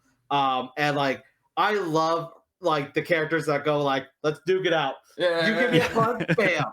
I give you a punch, bam. And like we're gonna see how it feels. Like what a wimpy punch. It's like, no, you're a wimpy punch. Right. Yeah, this is a great exchange here. So good. Just the would you call me panties? Yeah, No, you're panties. Just like these silly baby men. It's so juvenile. Yeah. Yeah, I also love like as like the fight's going on, like you can see like Franky's hair going down. He's like, man, like I'm running out of juice. Like I need some cola power here. Yeah. But yeah, like I also love some of these panels here, like seeing the punches, because like they're also like they're taking the punches even more like head on, and like they're trying to like not move. Yeah. It's like they're moving less and less. And like this panel of, like Franky getting punched, where Fukuro's like punching like Franky in the side, like you can see like his hair like spiking out. Like it looks like really cool. Yeah. At the end, like his hair is like all like deflated. Yep. And then we see the effects of why Franky specifically needs cola. Yeah. Yes. So, I mean, what'd you think of Franky's other forms here? It was pretty goofy. I love how at the end of it, I think Chopper admits that like he was just curious or something. He was kind of experimenting with them. Wasn't that like the reasoning? Not like, whoops, I grabbed the wrong thing. I was like, oh, that was interesting. I'm Yeah, Franky tells him, hey, wipe that. I wonder what'll happen if I give him something else to drink. Look off of your face. And like Chopper's got like those sparkling eyes. Yeah. So good. It's such a childlike thing. Which, again, like Chopper, he's younger for sure. And I love that it translates so well. It's like, I wonder what if. Yeah. And it's like, here's the moment here, Chopper. You need to stop. It's like, but the problem is, Franky, you're so cool. Yeah. You are incredible. All right? You shoot beams. All right? Like Chopper also has like you sure it's not psychosomatic line? Yeah. It's like, it's also like his curiosity as a He's doctor, analyzing it, yeah. So good. Yeah. Also, so I talked about this earlier with you, Andy. Joel, I know you watch Smosh. Evan, do you watch Smosh at all? Have we talked about this? Mm-mm. Okay. I do not. So I need you to look up Shane Top. This scene of Franky doing the field work, the vegetable juice, the tea, like I just imagine Shane Top doing each of these, and I'm like, I'm sold. I will not send anyone else in live action for Franky if we get that far. I hope we get this far. Then Shane Top. That's the only person. I just had to peddle the agenda real quick. Well, you put it out there. Yep. Fingers crossed. Shane, do it. Yeah, so it's just funny because like he has like the vegetable juice, his hair puffs up like almost like a tomato. It looks like an onion to me when I saw it. Yeah, it could make an onion, some kind of vegetable. Yeah, I had some veggie juice. I do see tomato now though. Yeah. Yeah, I did. Yeah. And what was the second drink he had? Tea. Tea. It was tea. Okay. Mhm. Yeah, like he like looks like a farmer now. Like he's got like some like farming tools and he starts talking differently. Yeah, so this is like a funny little quirk for this character. This guy is fascinating. It's such a great panel for Chopper.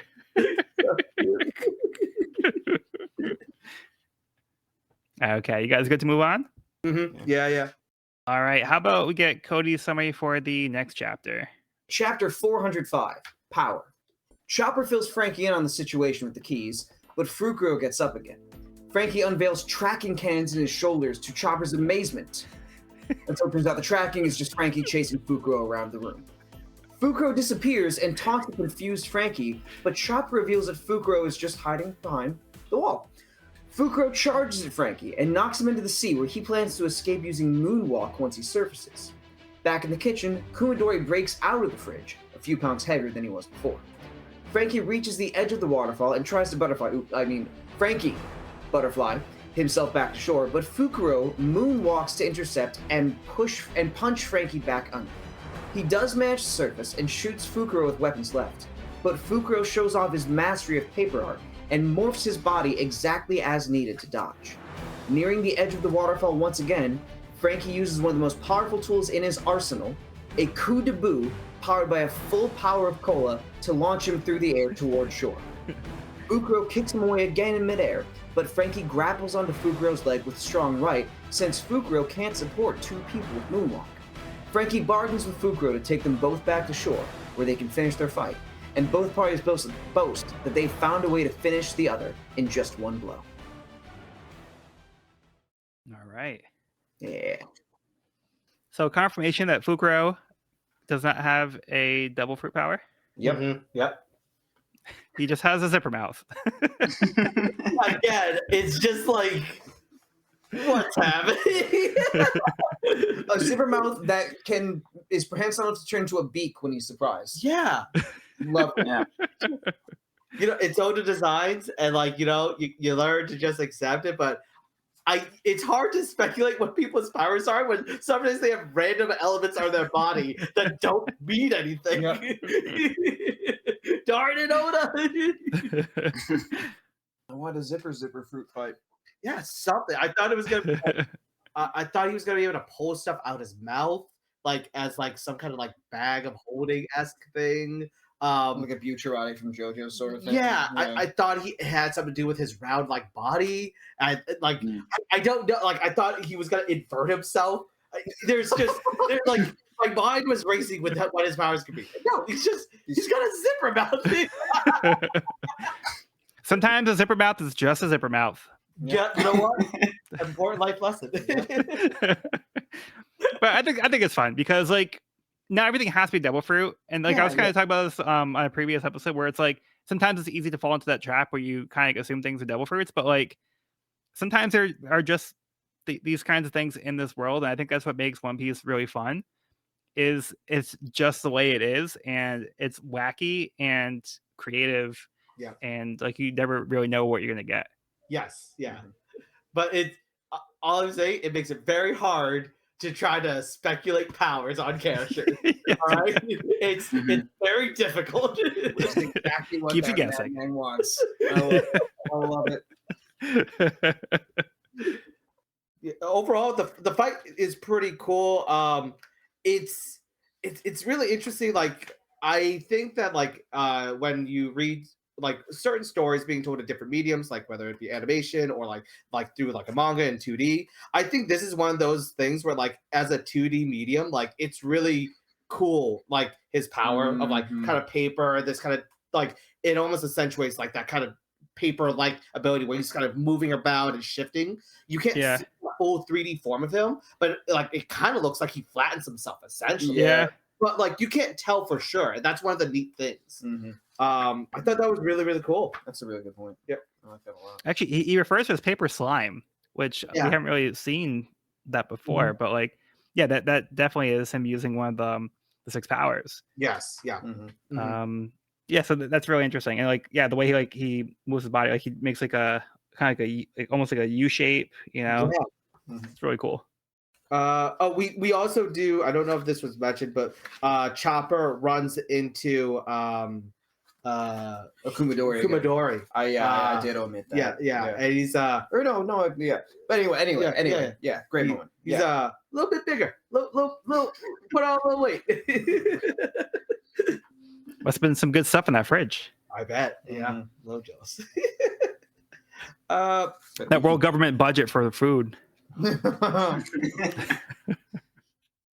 It is nice seeing this go from just like a straight up punching contest to like, okay, how do I get back to shore? And like Franky like legit outwitting Fukuro here. It's like he is just like big Hawaiian shirt Chad man, but he's also built himself an entire cyborg like body. Like Franky is a very smart guy, and it's nice seeing that.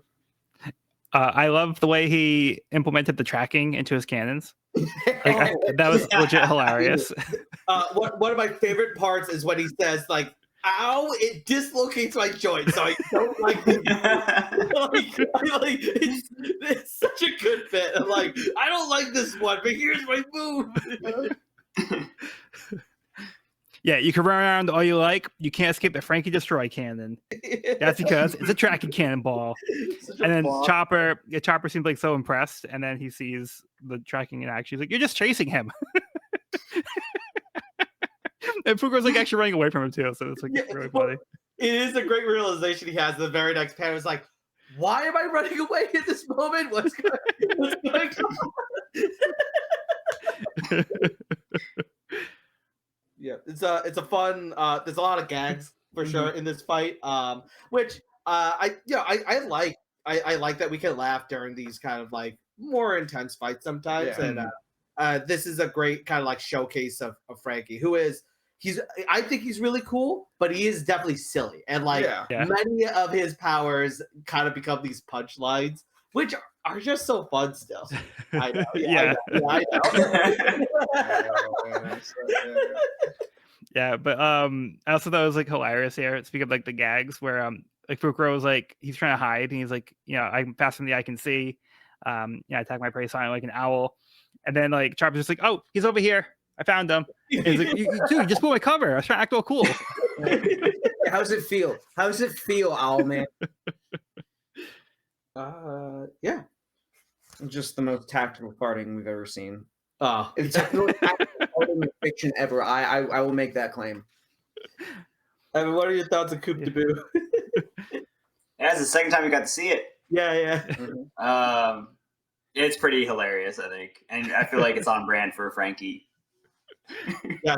Yes, it is. Like you're saying, it's kind of funny seeing like this really intense battle between these two like fairly goofy characters with their one-liners and their verbal back and forth. But yeah, it was a lot of fun. This was a fun chapter. Yeah, I do love Franky. Franky's Franky's awesome. Wonderful. Yep. Yeah, he's become a really great character. Yeah, I feel like he's kind of come a long way since like his introduction. Yeah, where he's pretty much like a big jerk. And now he seems like a little bit more lovable. Yeah. I hate him. Mm-hmm. He did a bad thing. He hurt himself. Yep. And I hate that. Chopper's still pissed about it. Yeah. Yeah, Luffy was too. Yes. Yep. But yeah, I think Franky's he's come a long way. Mm-hmm. Mm-hmm. Yeah. We get to, see his perspective, know why he does what he does. It's very important, view things from other people's perspective. Yeah. All right. Well, anything else on this chapter? No. I'm good. Yeah. I'm good. Good. Okay. Moving on to Miss Golden Week's big plan, a Baroque Works Union Volume 36, Transformation, a princess, an artist, and Paula from the pub. Miss Merry Christmas, Miss Golden Week, and Miss Doublefinger transform into their dream versions. I mean, come on. Guys, I'm going to say it again. What's happening? What art store is she getting this paint from that can solidify into pretty much any kind of material? She made food. Her power allows her to make food. No, it's just paint. It's in okay. in the ground. Sure, Please yeah. don't drink it. Don't drink Don't it. drink it. It did not pass health inspection. Looks like it made a pot of coffee though. Yeah. I will say, like, I think this is adorable. I think it's really, it got me really excited to see what the others look like at this point. I think it's funny that sorry, I forget her name. Double finger. Double fingers. Yeah. That her dream is just to continue running the pub. Like, that's so adorable. And then I love that, like, one's a princess, and of course she wants to be an artist. That's so sweet. So this is such a great, like, kind of like precursor of, like, what do the others look like? I'm so very excited. But once again, they did the thing where it's like wave hand, and you gotta go with it. This is a point where I feel like it's gone too far, where it's like, she's physically making these things, and like, again, this is where I'm like, this doesn't make sense to me. Like, the only thing I could think of would be if it's a form of hypnosis where they think that they have these things, and this is what they're like imagining, and they aren't physically there. So it's, I think, maybe just a big form of hypnosis. But I think that's maybe a little bit of a stretch, but that's my best explanation for what we're seeing here. Yeah, I have very similar, like, kind of like thought process where it's like, sure, hypnosis can be like kind of the excuse for all of this, where it's like, we just think they think they are all wearing these things. Right. All of them can see the others wearing these things as well. And they also are able to hypnotize out. Yeah, okay, yeah, sure. And the reader, maybe the reader is affected as well. Yeah, exactly. So maybe this isn't truly what we're seeing. But that might be a stretch, but that's the best explanation I got. I like it. Yeah. Still fun. I like it. Yeah, still fun. Still fun. So all said and done, it is like a fun little thing. It's cute. All right, let's move on to chapter 406, Life Return. Franky hangs onto Fukuro's leg over the abyss. Fukuro knows he has no choice but to go back to land without being able to use his moonwalk, so he spins Franky over to give himself momentum to begin a series of spins, propelling him towards the side of the wall in attempt to splat his opponent. Franky transforms into a centaur to prevent Fukuro from gaining control, then blasts a coup de vent to stop their force in midair above the ground. He follows up with another coup de vent, blasting Fukuro into the ground. Zoro and Cyber King continue to run from CP9. Zoro suggests they play rock, paper, or scissors to decide which of them should cut their hand off to get free. Surprisingly, Cyber King rejects this idea. Zoro comes up with another idea. He has Cyber King hold a sword, and Zoro will use Cyber King as the sword. Chopper continues to fight Kumadori, who has the Life Return ability to control his body and absorbs the weight he gained to return back to normal. This is also how he is able to control his hair, as he directs it to attack Chopper. Chopper is unable to keep up without the use of his Rumble power, but he is hesitant due to the risks. A second Rumble Ball, without waiting enough time to recover, will make it harder to control his transformations.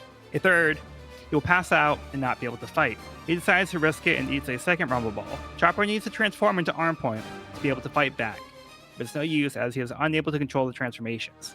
He is defenseless as Kumadori uses his hair as finger pistols. Choppy, no. Andy, your boy showing up.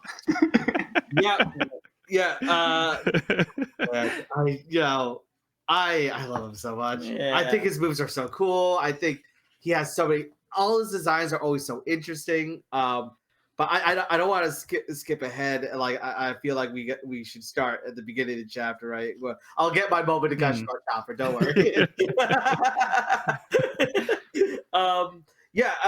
The Franky fighting Fukuro in midair. I do kind of like this exchange where, like, they're trying to get control and, like, they're using, like, each of their powers as much as they can to kind of push each other around. I think that's really, really sick. And this is the first W? Is this the first W we have here? This is the first official W. The first official dub. Taken by Franky. So, All right. Franky is the strongest one of them all by far, clearly. Fukuro's power level was also on the lower end. Mm. You All right, know, Joel, you can bring in your facts. Yeah, I know, and right? Look, data. Here, I'm gonna be the power scaler here. Nerd. Actually, his power level, what was it, like 640 or something? Actually, Right, I forgot. actually. Yeah. I don't remember what the number was. Yeah, but- No, you're right. You're right. But Uh, no one else has the Franky Centaur. That's true. Franky That's true. Centaur's OP. I guess Robin could have the Franky Centaur. Ooh, okay. Yeah, Okay. Good point. Good point. You know, Good I don't point. think she would ever do it, but it's within the But she realm of could, she and that's what could. matters. She Yeah. could. Yeah. So you know, great Franky getting that dub. And then moving on to a wonderful like back and forth between Zoro and you know Sniper King. So good. I love it when Zoro makes the plan. Yeah. 'Cause Yeah. it's so ridiculous. Like, I have a plan. It's like, okay, what's your first plan? Cutting one of our hands off. All right. Another plan? It's like, okay, another plan. Okay, let's put a pin in that one. Let's see if we can come up with any other We're not stuffed alternatives. animals. I love that line. Zoro's I'll just sew it back on. medical Yeah, Char will just sew it back on for us. That's Yeah. fine. You can just sew it on. It's that easy. Oh my god. It's just training for the doctor. Everyone likes training, right? I like training. Chopper likes training. We're good. Sniper King Speaking going, of get me a lawyer. I'm definitely going to you one. I'm just so done. But this is like great right here. Yeah, The stance. Yeah. it's so good. And the course. also love when yeah, the core strength. But I feel like Zoro trained for this, right? Yeah, Yeah. absolutely. Yes. Zoro's absolutely trained for this. This is not like in terms And of weight. Usopp, Pick up a stick. oh, so good. And so yeah, like now we get to the Chopper moment, and yeah, dude, come on, he's so cool. Look at this guy. He's styling in his normal form. He's got the sick hat. Even Big Boy, look at him. Like, look how tight and broad those shoulders are. Guard point's great, and he's just trying. He's just trying and trying, and oh man, dude, this is so. The powers of Kumadori. What do you guys think of Kumadori's power? Because doesn't it, like, in essence, right? So he can control his body in different ways, right? Isn't that kind of just busted? Like, you could, like, because that means in essence you can control your body to like heal. You can control your body to like shift, like, you know, get stronger. Like, it's a pretty strong ability. I feel like we kind of gloss over this a bit. Yeah. Life return.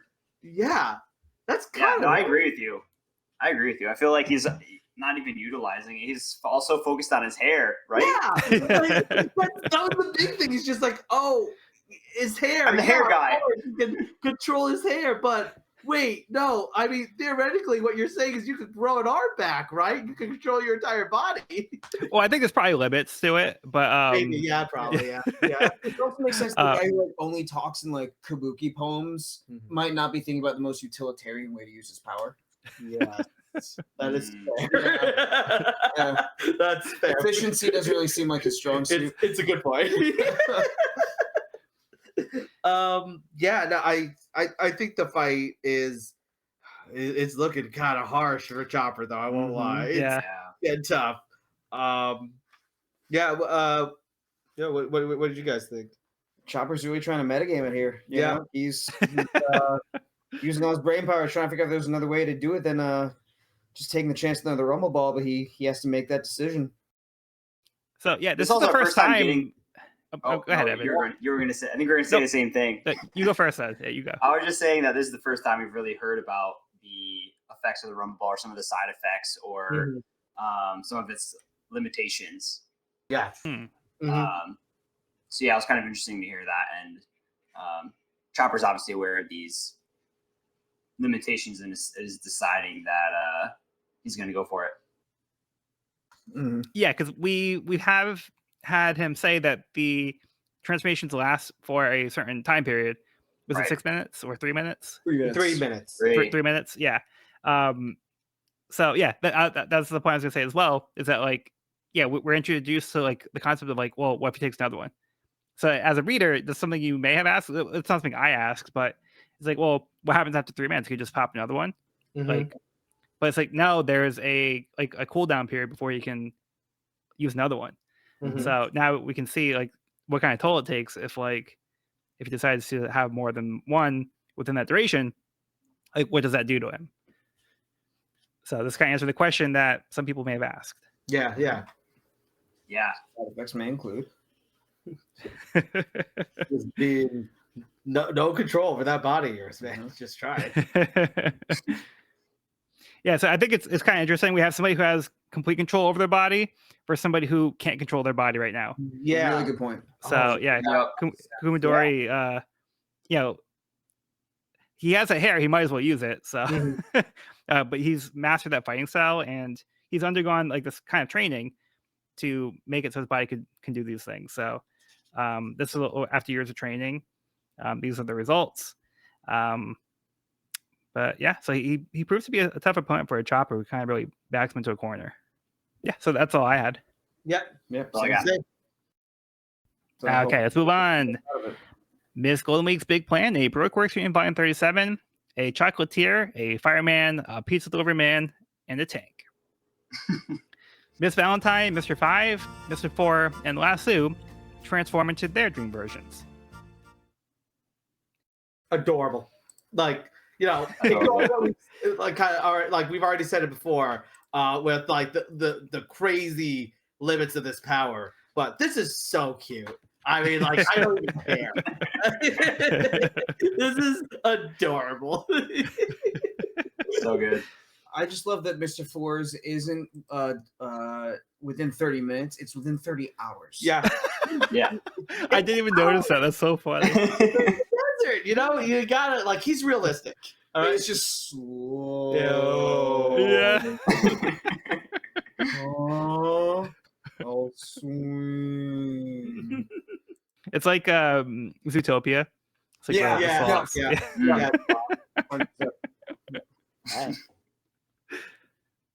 Yeah. No, but this again, it's all of their dreams really, really great. I think it's those fun little like extra levels of like kind of take a deeper dive into them. Like, fun. Yeah.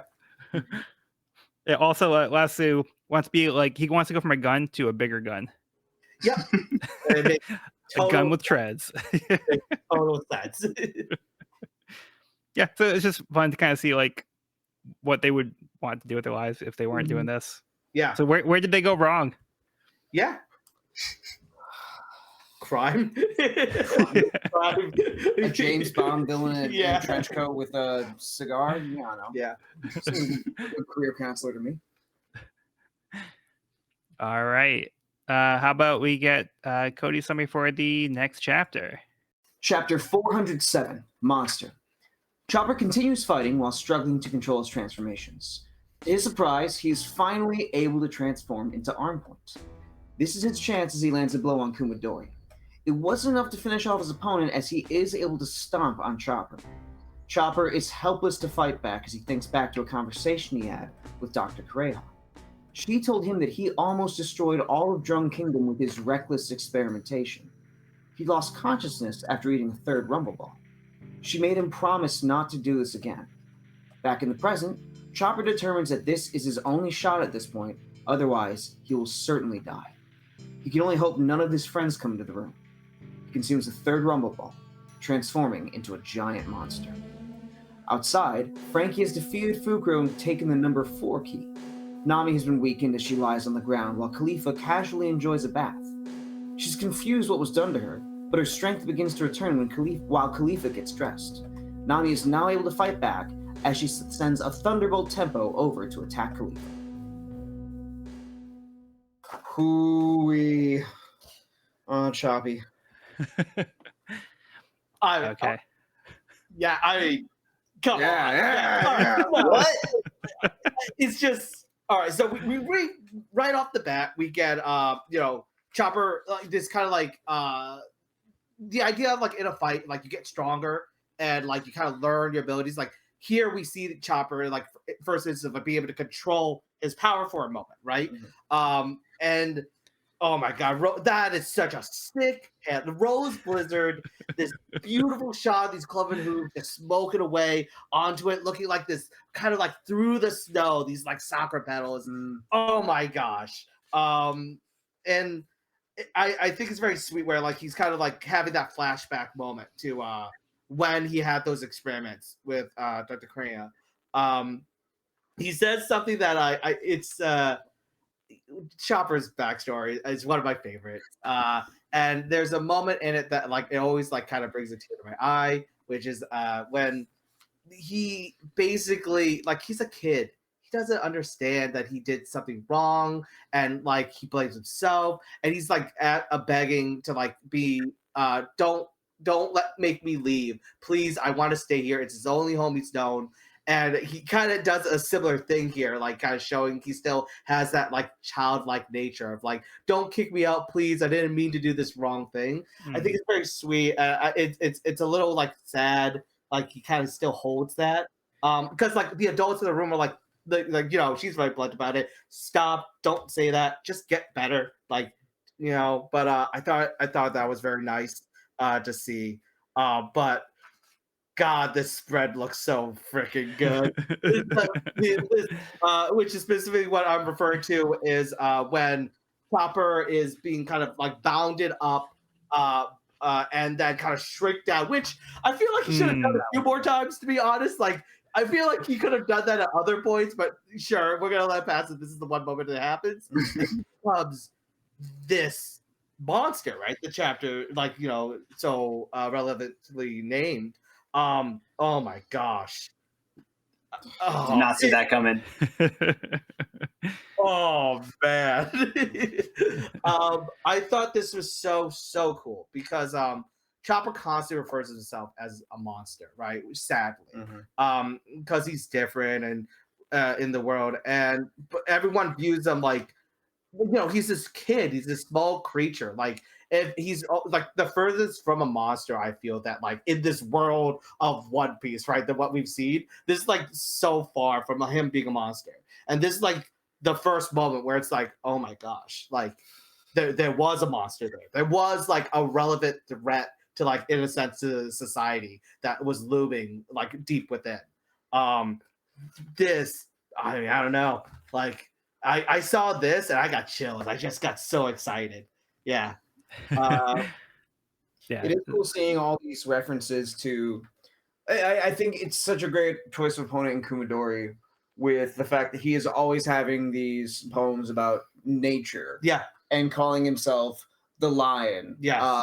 Talking about how he's an animal and he has all his power, whereas Chopper is trying so hard to use his own human awareness and intelligence to navigate all the struggles he has. But the answer is just become a monster, become a beast, and he's willing to do that for Robin.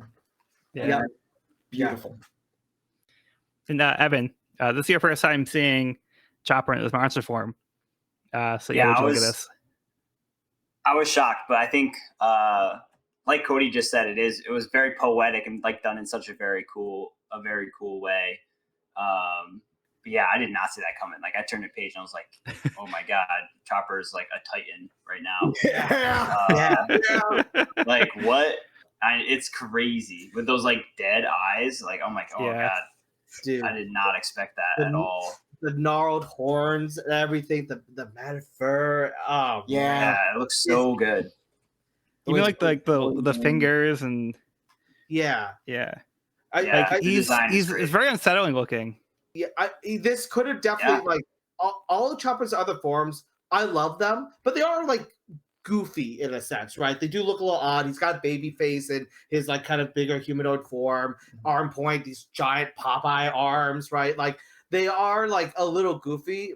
I really like them still, but this was the one where like I'm glad Oda went the route of like I'm gonna draw a creature. Yeah. I'm gonna draw something that would come from like an old like black and white film, like this right here. Yeah.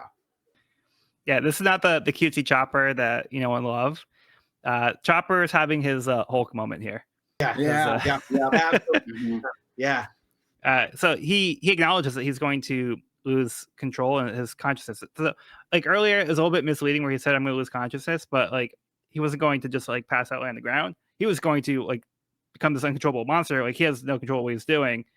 So Cray had witnessed this before, and you know, fortunately, like she was able to kind of keep things under control. But like you know, she told Chopper like, "Hey, you can't do that again because like you almost destroyed everything." So he didn't want to resort to this. So this is like a really like last resort. So yeah, so he's really desperate in the situation. It's really sad that he had to get to this point. But it is really cool. Like this is a really cool design. It is cool to see him like go this route. Yeah. So yeah, I think it's like a really like fascinating turn for Chopper's character and what he can do. Yeah. Yeah. Big moment. Yeah. Absolutely.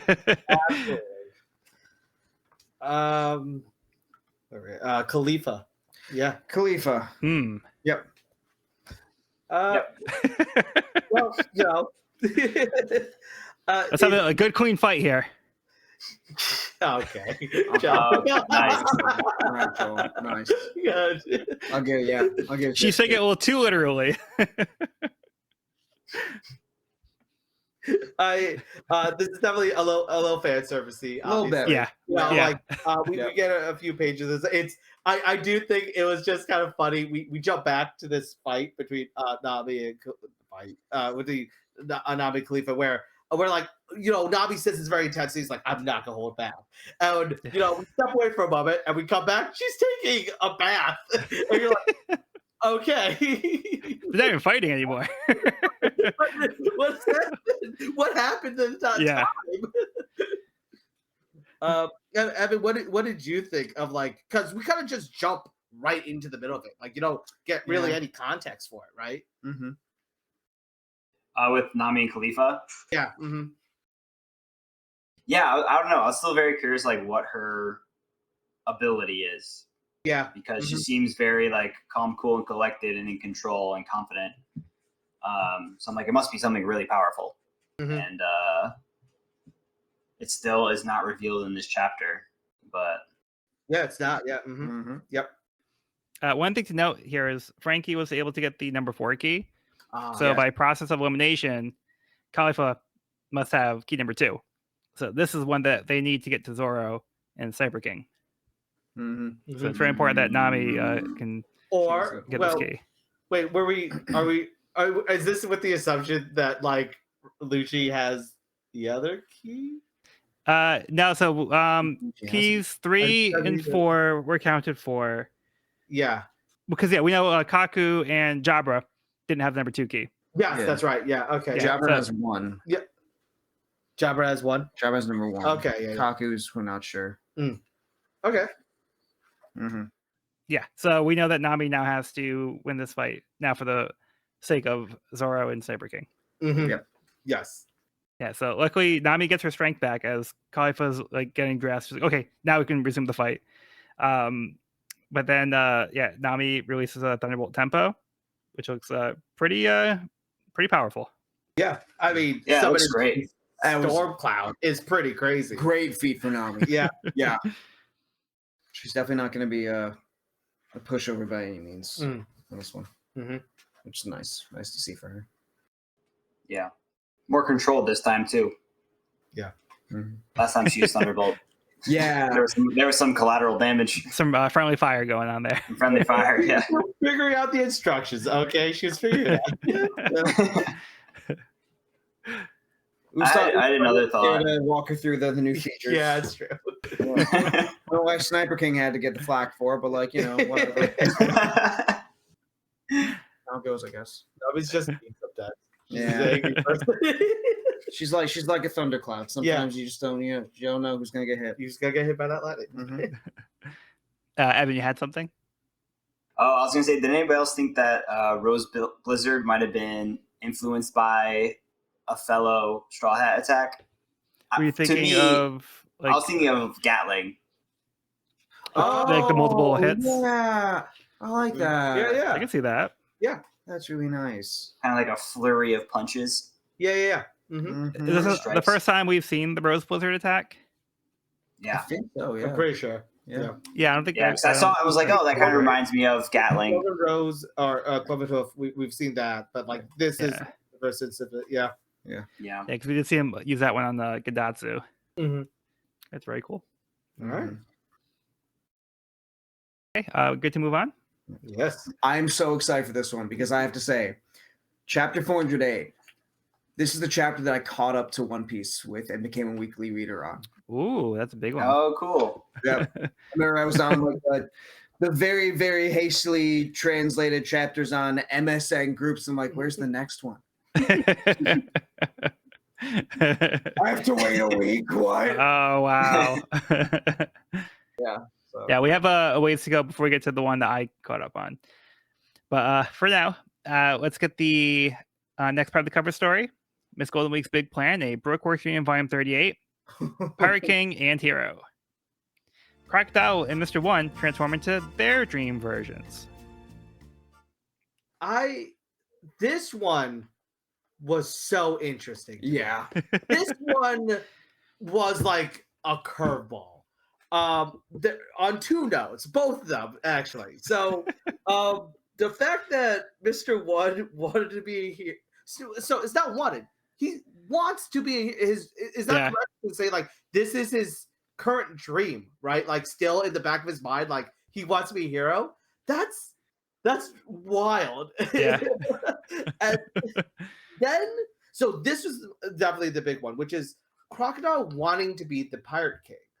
That is interesting because, like, at least from what I understood of his motivations, right, from Alabasta, is that it kind of felt generic. He wanted power. He wanted to use a weapon, like a the Pluton, to essentially just have a super weapon to use to power himself to have control, like and take over islands. Yeah, like resources. It's a very he was a very non-pirate pirate. That's why I really liked Crocodile. It's like as a villain, he wasn't just your normal pirate. He had these kind of grander goals of like almost like super villain world domination, right? Yeah, exactly.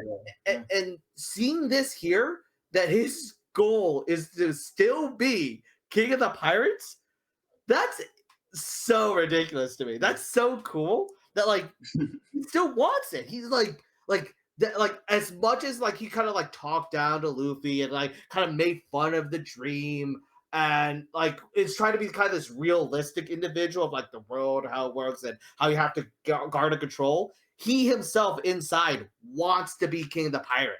Like that, when you set out to the sea and you have that goal, it never goes away. It's still within you. Yep. I thought that is such a wonderful element to add to the character that is Crocodile. Mm-hmm. So and speaks to like the core themes. That's a good point. As far as like the power of a dream and like how much it can. It doesn't go away as much as you like. He'll lie to himself about it, right? No, he wants it. Mm-hmm. Yeah, it seems like he might have like forgotten, like that's what he wanted deep down. Like he kind of like gave up on that dream.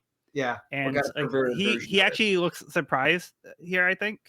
Yeah. Yes. Yeah. So, also, it's a little odd that like the range of this, like again, the hypnosis was able to extend to this point.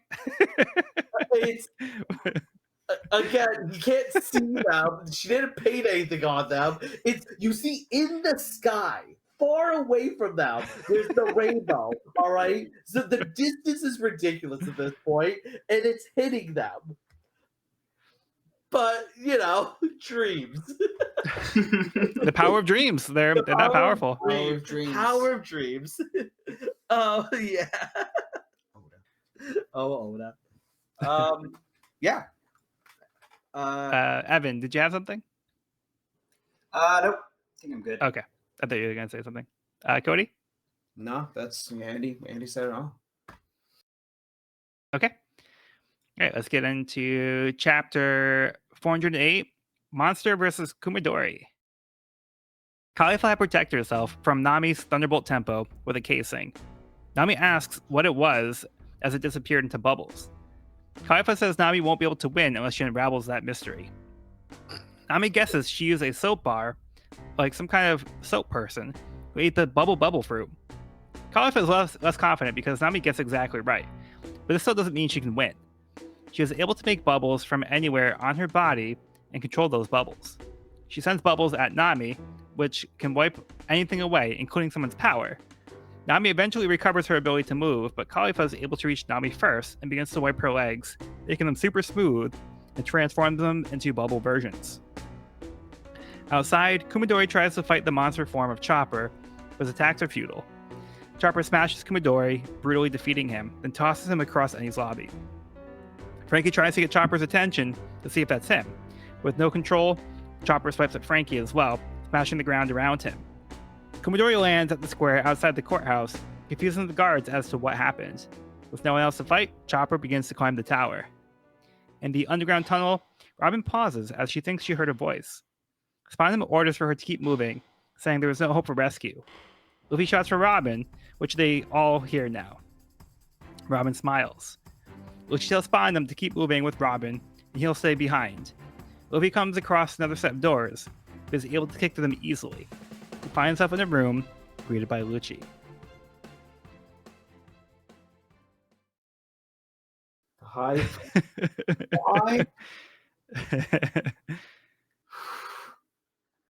Yeah. So, what did you guys think of?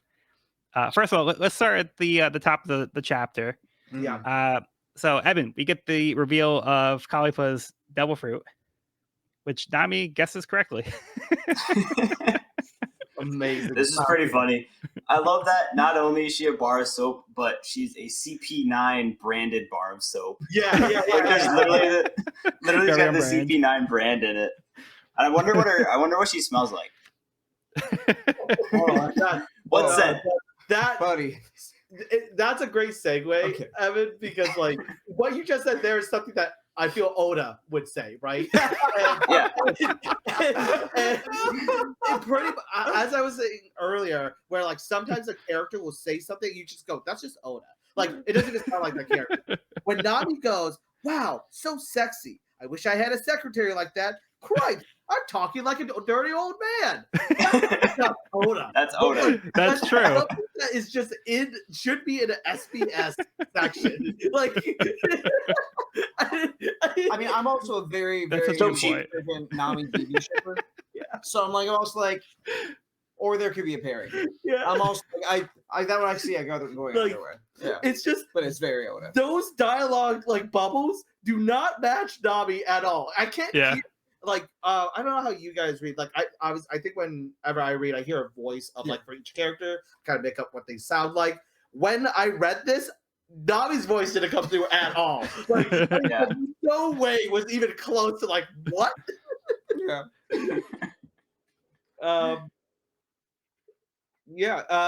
I had no shot of guessing this power up to this point. For me at least. Like when I was reading this, I was like, no idea. Still don't know. I was honestly expecting an animal style. Because it kind of like felt familiar in the pattern that we were seeing so far. So I was like, oh, she's gonna be like some animal. I was trying to guess which one. Nope. Sheep. Well, She's like, look, I'm an animal too. God, they're putting through. I think like at this point, I was starting on like Kaizoku fan subs forums, rlongpark.com forums, and like there were a lot of discussions, people trying to predict what Khalifa's power was. I don't think anyone got it. I don't think I the bubble fruit. She's a soap woman. I don't remember. I do think that soap sheep panel is hilarious. So Nami's just like, So are good. you just stupid? Like, Yeah. like she's like goofing around. Like, I always think the proportions on how she's supposed to do the horns on the sheep horn, like her arms are at where her head is. So her shoulder, like you gotta say, she has to dislocate those shoulders. You have to go like this.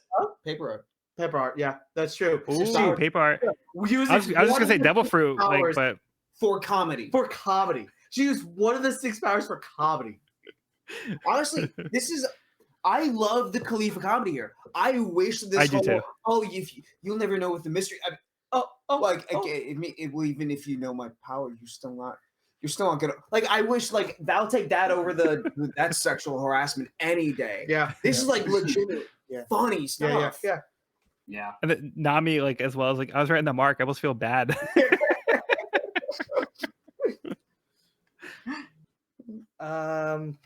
Yeah, I mean, like she formed. The powers feels pretty strong, honestly. I do. It kind of almost fits well within her like realm of like she's an assassin, right? So like very much like draining somebody's strength and then like kind of take them out, like a very clean kill. Thought that was really cool. But yeah, clean kill. I want to say that was not intentional. That one. Yeah. I also like just the fact that like this power it's abstract. Yeah.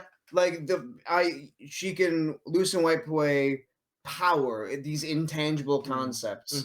It's a really cool avenue for like these powers to go into that we haven't really seen much. I think like the closest thing we've seen, which isn't really even that close, is Crocodile being able to like drain something, water, which is like an extension of what an element like conceptually or mythologically does, but like this is a different level of like how he defines these powers, which is pretty cool. The bubble. Yeah.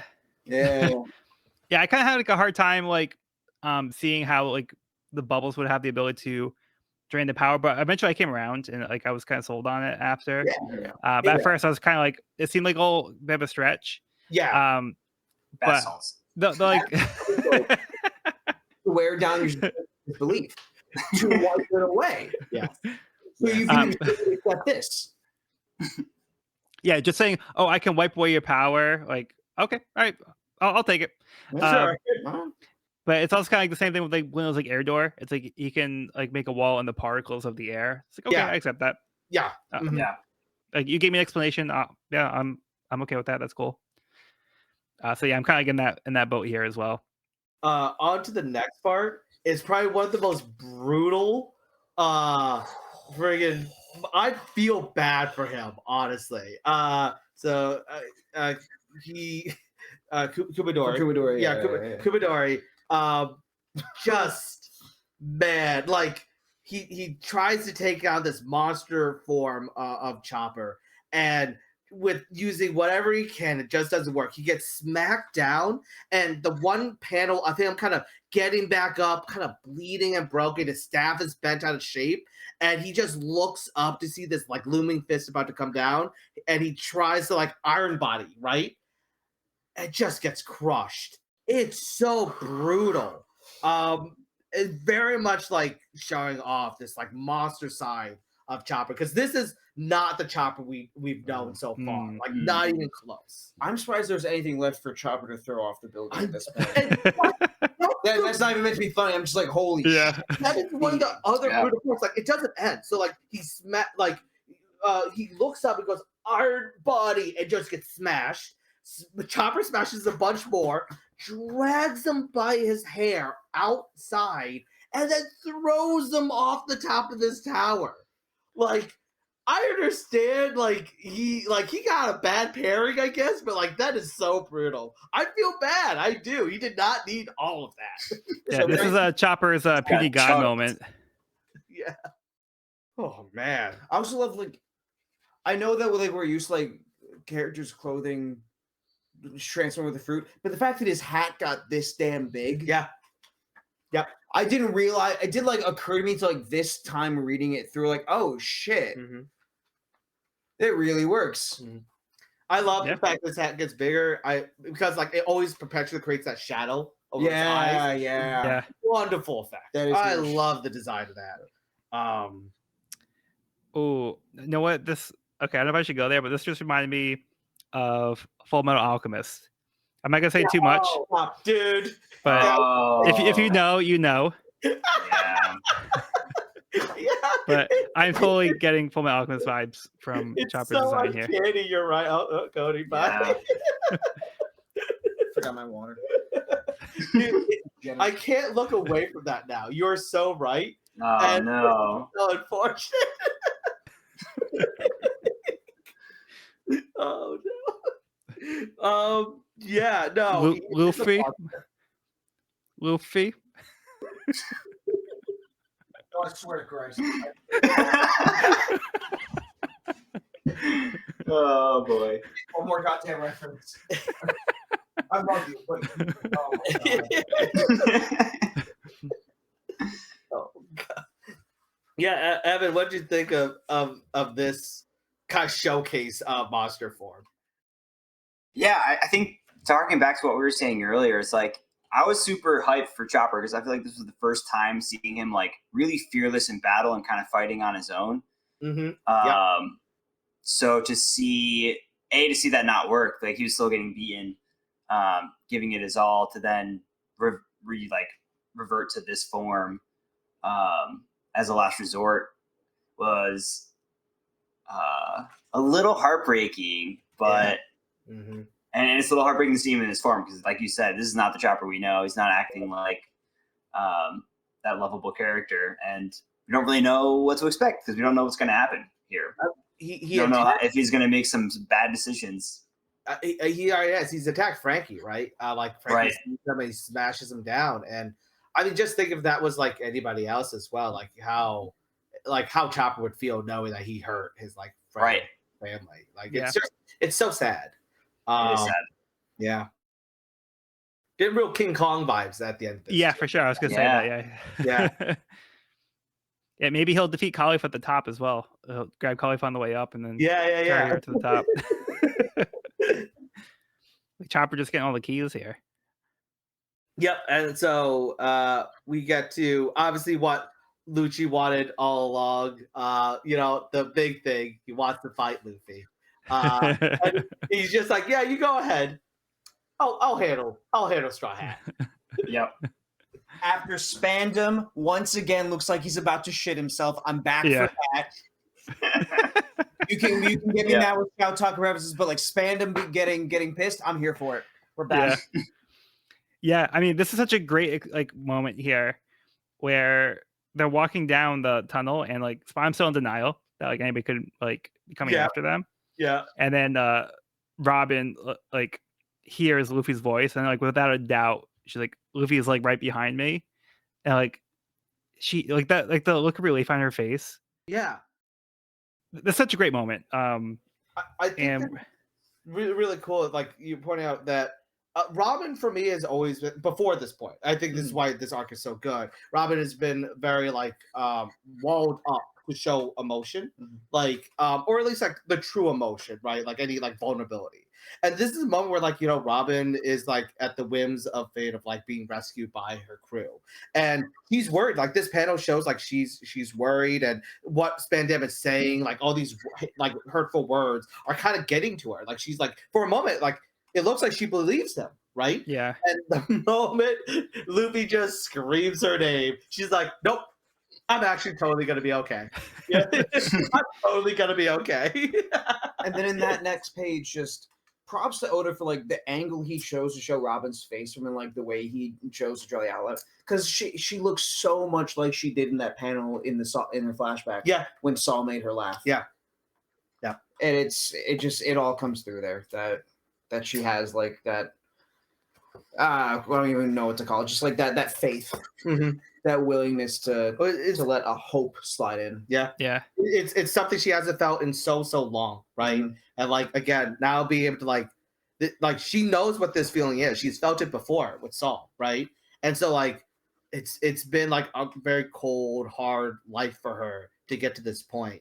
But like the fact that she's like able to like be vulnerable and like let that warmth kind of like and accept help. Like it's so good for her to get to this point now. So really looking forward to Spandam getting what's coming to him. Please, God, please, I want to suffer. Yeah, I think we're all there. And like you're teeing up that next fight, right? Like they met Lucci and Luffy, right? So he's just on the crate, ready to face off. Oh, hey, it's Pigeon Guy. kitchen guy. All right. Anything else on this chapter?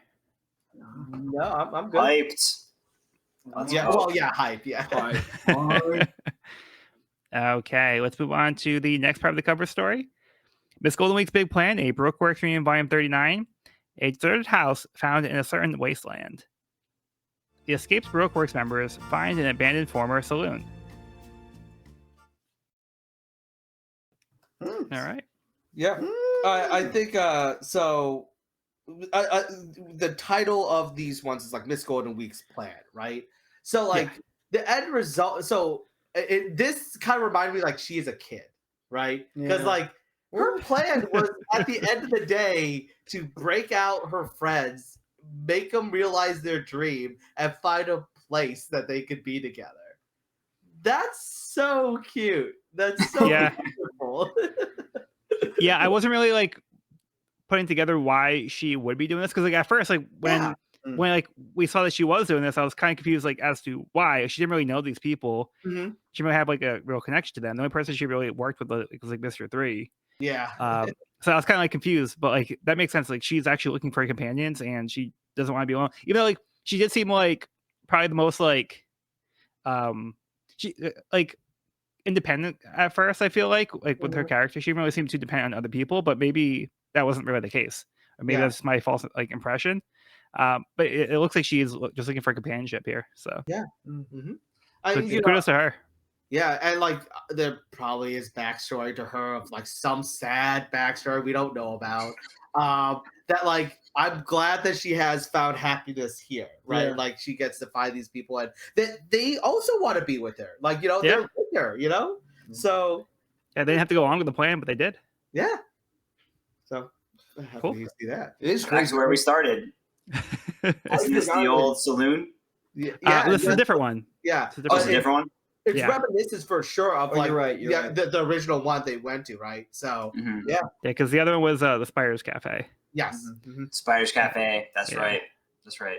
I thought it was at first too, but then I'm like, oh, it says on here it was like the Cactus Saloon. Yeah.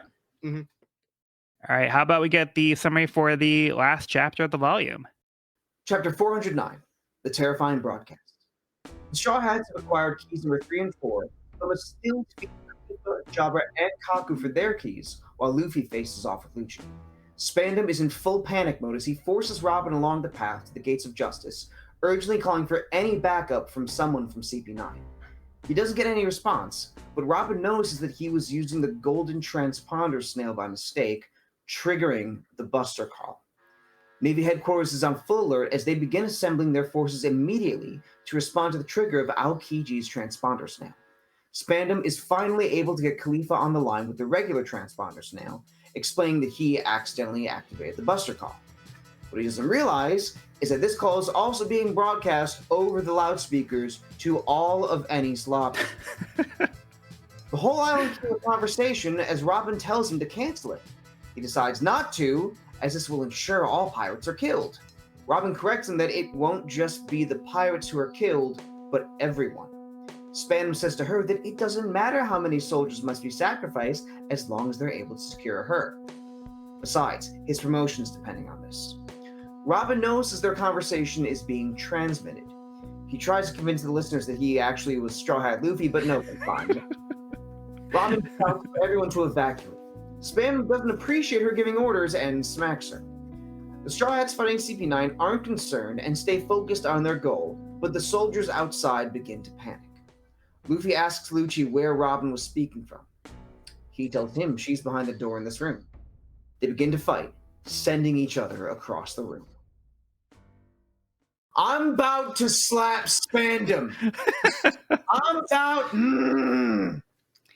Yeah, this is like the worst like smack of all.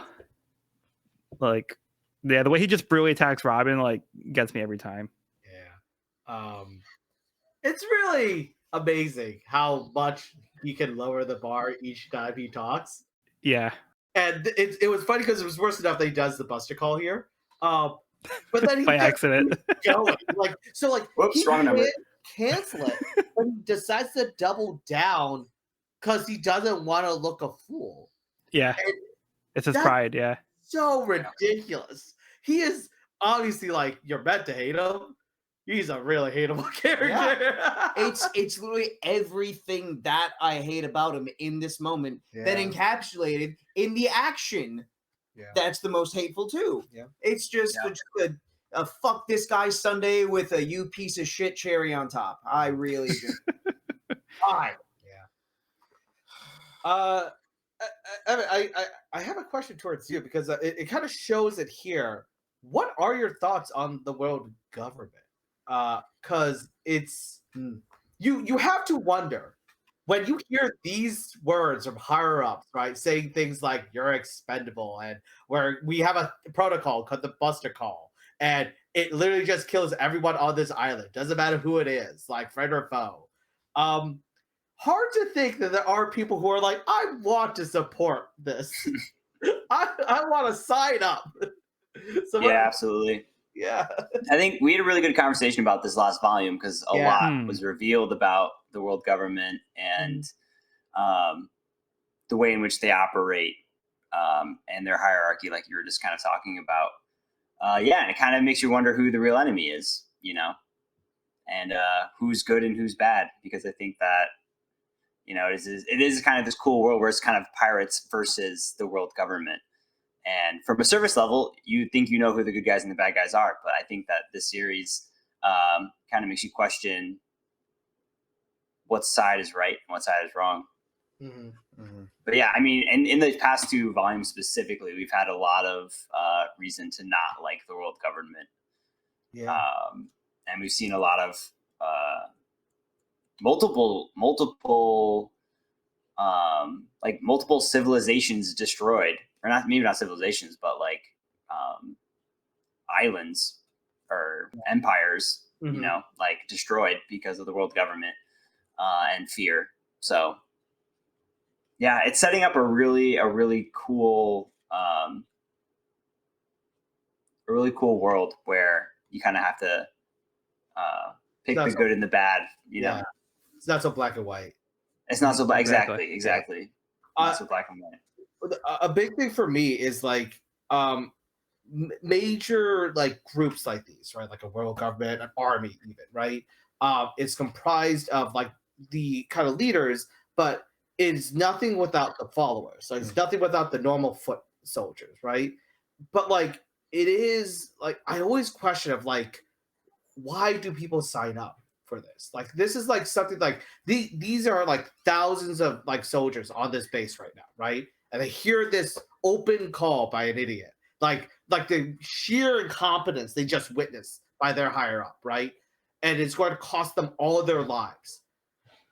How do they decide to like, yes, I'm going to continue working for this government because I believe they are right, like they're the good guys? Like it's so amazing to me that like they still follow through on it, Well, I guess we'll have to see what the aftermath of this incident is, because it seems like they're now realizing what their director is like really thinking about them, and he straight up tells them they're expendable, their lives don't matter. So this is news to them. And like they're like, wait, like, is that Spanham's voice? Like what's going on? Like they're confused, and now like they're realizing like how little like they matter to the grand scheme of things. So we don't know like if this is gonna have like a grander impact, or some people just fall back in line. Some people might wake up here. And then Spandam, trying to save face, tries to blame it on Straw Hat Luffy. He's like, oh, this was Straw Hat Luffy speaking. It's like people like, no, we're not buying that, dude. Like we know that's not Luffy. That's not gonna lie, right? You don't seem to untie the Franky family and the Galley Law. Yeah. And like even after hearing that call, some of them are still holding position to like keep them like at gunpoint, right? Like they're still following their orders. It's very interesting. And like that makes sense. Again, like in those moments where like this is a very confusing moment, right? Like you just hear this call and like things start getting a little chaotic. Like generally a good soldier doesn't immediately like do whatever they want. Like they'll follow the orders they hear because like that's how success is obtained, essentially. Like we've seen with Lucci. Yeah. But yeah, it's Spandam is horrible. Just a ridiculously horrible person. And then where is it? We get to the exchange between Luffy and Lucci, or the first exchange at least. Yeah. So good. What a like iconic panel of like the fists clashing together. Like, oh, yeah, Amazing. Yeah. My one quick tidbit that I thought of this time around is as the government agents are fleeing and we see Polly and Taioso and the Franky family and the Square Sisters all tied up, Polly's so calm about it because this is just basically a bigger version of him burning in the mansion. Oh yeah, it's just like, yeah, yep, yep. I mean, granted, like obviously he's not like cool with it. I'm like, okay, good for you, coming from that past experience. But this sequence of Luffy versus Lucci is, there are no words for this. Yeah, this is going to be one of the hypest fights. Yeah, for sure. Like this volume is literally bookended with two of the best like couple page fight sequences we've had in the entire manga. Yeah, just one last thing I wanted to mention about the conversation with Robin and Spondum. Again, everybody can hear the conversation that they're having, and they hear Robin is one asking for it to be called off, and she's one saying like everybody's gonna die. Like she's one like who's showing concern. So Robin's like really showing humanity here. She's the demon of Ohara. She's like the evil pirate, but she's the one who's actually like showing sympathy and like a concern about like the situation happening. Spotham's only concerned about himself. He's like, oh well, I can use this to my advantage. Maybe this isn't the worst thing that could have happened. And so he just shows like complete disregard for human life on the large scale. And so we just see like the juxtaposition of the world government director, and we have the pirate Nika Robin. So that's a great point, because like you said, in that moment she could have said anything. She could have said, I'm in the tower, come save me, or Straw Hats, you need to get out of here. But no, she was like, everyone needs to evacuate. You're all going to die unless you evacuate. Like she was looking out for the entire island of Enies Lobby. Everything's I feel like in that moment. I think Robin is a representation of like her want is like the idea of like kind of passing on knowledge, right? And like these people don't know what's about to happen. She wants to educate people. She wants them to know. She wants this like thing to be passed on, because like one person can't just pass on this information. And it seems like a lot of the stuff that the government wants to do is hide information. Exactly. So a bunch of cover-ups. Yep. So it is a really great observation there of like the humanity that Robin is displaying here to try to help everybody by educating them. Like, guys, a obstacle is this.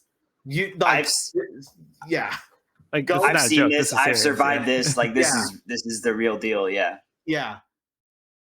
All right. Any other thoughts on the chapter or the volume as a whole? One thing I really liked about for the beginning of this chapter was we all know Oda loves a diagram, but I thought that the use of the diagram in the very first 2 pages of the last chapter was really cool, kind of like pointing out where everyone's at, but also showing like all these really cool face-offs.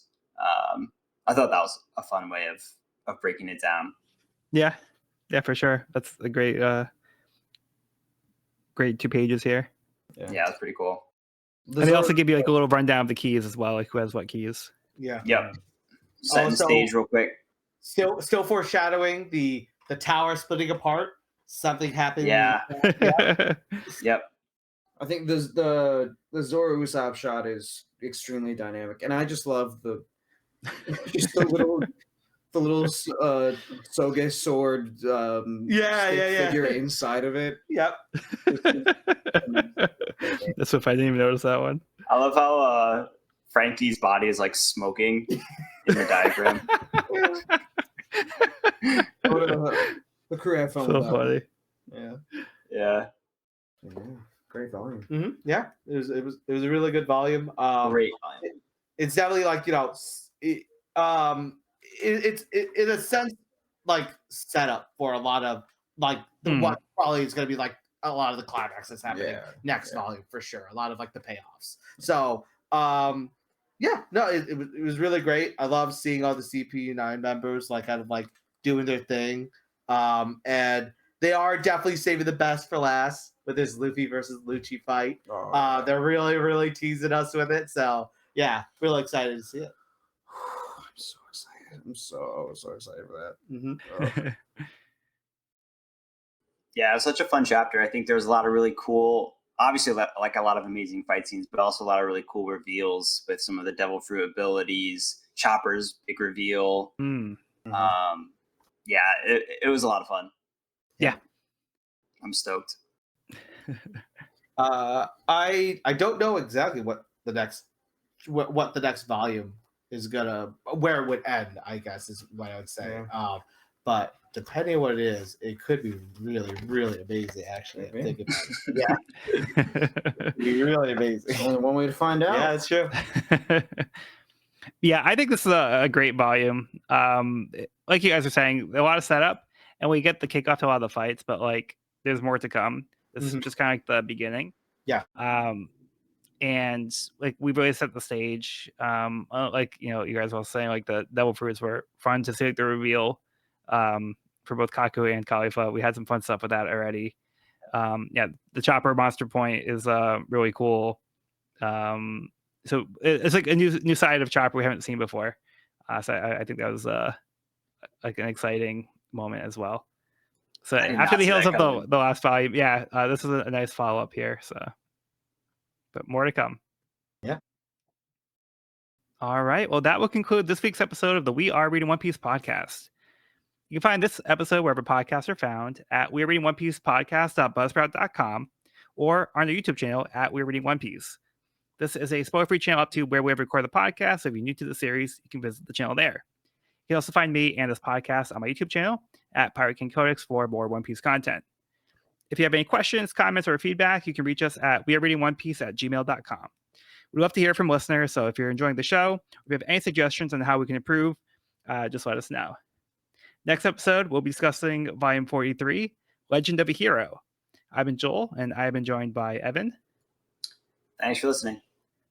Cody. Cha-pa-pa. And Andy. Thanks for having me. Thank you for coming, Andy. Let's go. Yeah, thanks for coming, Andy. Yeah, thank you. And be sure to bring along all of your hopes and dreams, and we'll see you on the next episode. Bye. Bye.